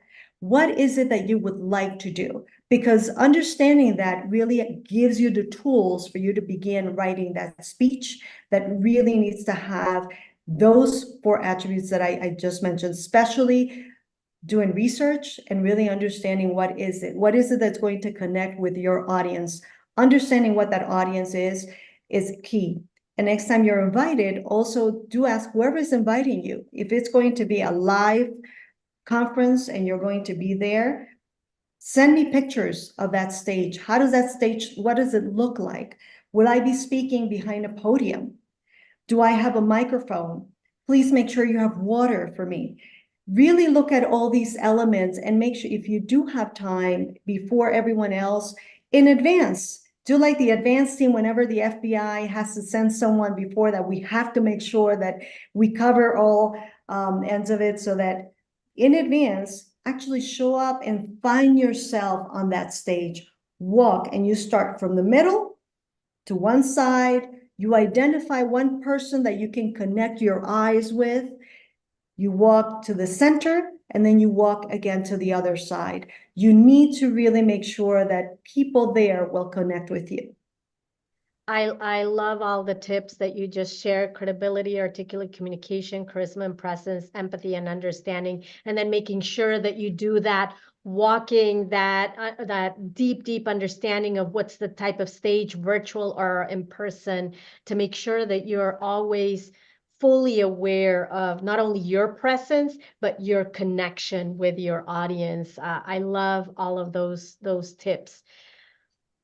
what is the one key takeaway action that all of our audience, both everybody that's here now and then everybody that's going to watch us on the replay, what do you say? This is the one thing that if you don't do anything else, this is the one thing that you need to do today to activate. I have a motto, and my motto has always been, and I created that motto, believe it or not, when I was 8 years old, and that's the sky's the limit. Therefore, we do not put limits in our lives. I remember at that time in that public school 46, PS 46 in Brooklyn, when I was there showing up for fourth grade, our teacher, and I still remember her, she was Puerto Rican, and she played for us because we were learning a song, and the song was El Sueño Imposible de Dani Rivera, the Puerto Rican singer.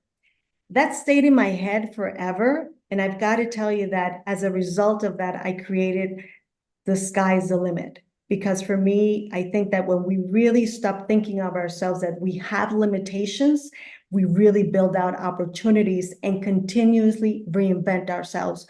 We need to we need to continuously reinvent ourselves, our opportunities, our purpose, because that will really spread and create an opportunity for us that's just endless.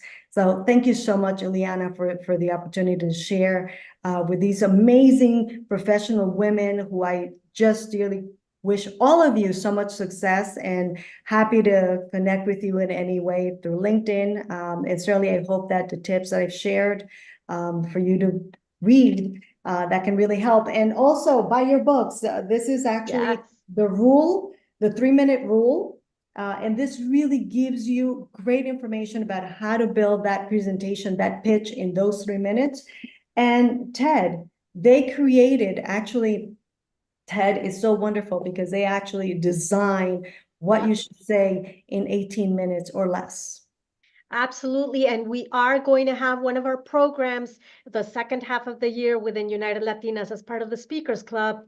We will have a program on how to build your TEDx presentation as well. So more to come. And I want to just invite all of our speakers that are still here, if they want to turn on their cameras. If not, that's okay. Just to say goodbye to all of you. I can't believe that 3 hours went by. It's just been amazing, the amount of energy, the amount of just love and connection and great tips. It's just been spectacular.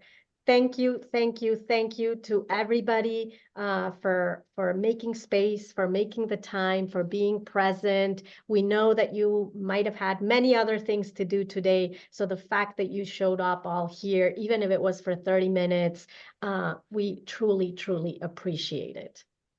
Yeah. And those of you that are here, it's because you know you should be here, right? This is a community, and all of the conversations today stemmed at is really understanding our power, understanding our worth, and understanding our obligation, not just to ourselves, but the communities around us that are expecting for us, because we demand that of ourselves. Right? We are the ones responsible for the lives that we create. So we are the ones, that's why this is Activate. It is activating us. What do we need to do to move the ball forward in our lives? And that is what we want to inject in all of you, because some of you are living on the cusp, in the getting by and comfortable zone. We want to get you out of that comfort zone, or move that goalpost comfort zone to another level. Because number one, you are worthy of it. Number two, you are more powerful than what you are utilizing today in your energy. You are way more powerful. And we are not even close to tapping into our potential. And that is what these speakers brought out of us. There is nothing that what you are doing today, you are playing at a low level. It is time to level up. It is time to move the goalpost. It is time to move your abilities and your action steps to another level, not because whether you want to or not, but because you can. And if we can, we should, right? How do you want to live at the end of the day? How do you want to die at the end of the day? And that's one thing that I had one time from a conversation is, Do you want to die saying, I didn't do that because I was scared. I didn't speak on that stage because I was scared, but I'm okay with that. You're not going to be okay with that. You need to tap into yourself and understand that, you know what? I have to become the best version of myself. And United Latinas is a platform where we want to see that happen. We want to see all of you go beyond your comfort level and move past that into what can we do? What can we do? What can I do? That's really the question. What can I do if I push beyond my comfort level? And I'm sure all of you feel that way. What can I do if I push beyond my comfort level? What else can I accomplish? Who else can I impact? And through United Latinas, we plan to impact thousands, hundreds of thousands of Latinas that feel they are undeserved, they are not represented, their voices don't matter, and you are the voices for them. And that is what our platform is made for. And we are curating intellectual thought leaders and beautiful human beings that can educate us on some of those things and move the ball forward. Porque si te queda donde está, se va a quedar donde está, right? You are not going to move forward unless you take the action to say, you know what? I got to level up. Stop playing small. Stop playing small. Level up. And we're pulling each other up because that's the way. When we're in the down, you have a community out here that will cheer you up so that we all rise. Thank you so much, everybody, for being here. We really hope that this was helpful, that this was energizing, empowering, and that you have the energy to take you through not only the rest of your day, but the rest of your week, the rest of the year. Stay tuned, connect, join, and know that you have a community here that will help you no matter what. Thank you so much. We hope you have a wonderful day wherever in the world you are. Thank you, everybody. Thank you. Thanks, Sandra and Eliana. Thank you, guys. Have a good one. Join us on our Mighty Hub Network, guys. For those of you, we'll put it in the chat again, my unitedlatinas.mn.co. You can meet other Latinas near you and across the world. So, absolutely. Awesome. Thank you, Phyllis. Thank you, everybody. Have a wonderful rest of your day. Have a good one. Besos. A great event. Great event. Well done. Well paced. A lot of great energy. Congratulations. Thank you so much, Phyllis. Truly appreciate it. Oh, you're welcome. It's my pleasure. My honor. Thank you. Bye-bye. Thank you. Yay. Love it. Love to hear all of that. I know Ileana's doing we're at the end dance. So this we're is at the end dance. Behind I know that some people always tell us, you're still on. Yes, this is the celebration end dance before Sandra and I go and crash for the weekend. Yeah, we have calls tonight and tomorrow morning. So, but that's the hustle, guys. And that's really what we're encompassing, right? The laugh through the all the busy schedule, right? Because we are moving the ball forward. Move the ball forward. Un poquitito. It doesn't matter how much. It doesn't matter if you're tired, exhausted, because I know, right? We've all been through it. We are women that are like evolving and we're aging and we're like questioning things. So it is at the point where we get to decide, number one, have fun with it. I love all the smiles and hearts, right? Have fun with it. Have fun with life, but also push yourself to the limit because you're going to wish you did at the end of the day. And we're here to help you push that limit. Sandra, I can't believe it. Another summit conference check is in the books. Oh, and we forgot to tell everybody, but the people that are still here and that are watching us on YouTube, our next conference is in person. So whoop, whoop, we're gonna see each other more and lots of hugs. Create a bank for like, I'm going to be traveling a certain time of the year. So create that extra bank account that saves you money because we do want to meet you in person and we do want, like, first, the energy that's felt here, we want to imagine it in person. Is dope. Imagine. Yeah. Awesome, Sandra. Gracias. Have a good one, everybody. Love and beautiful energy to everybody. Okay.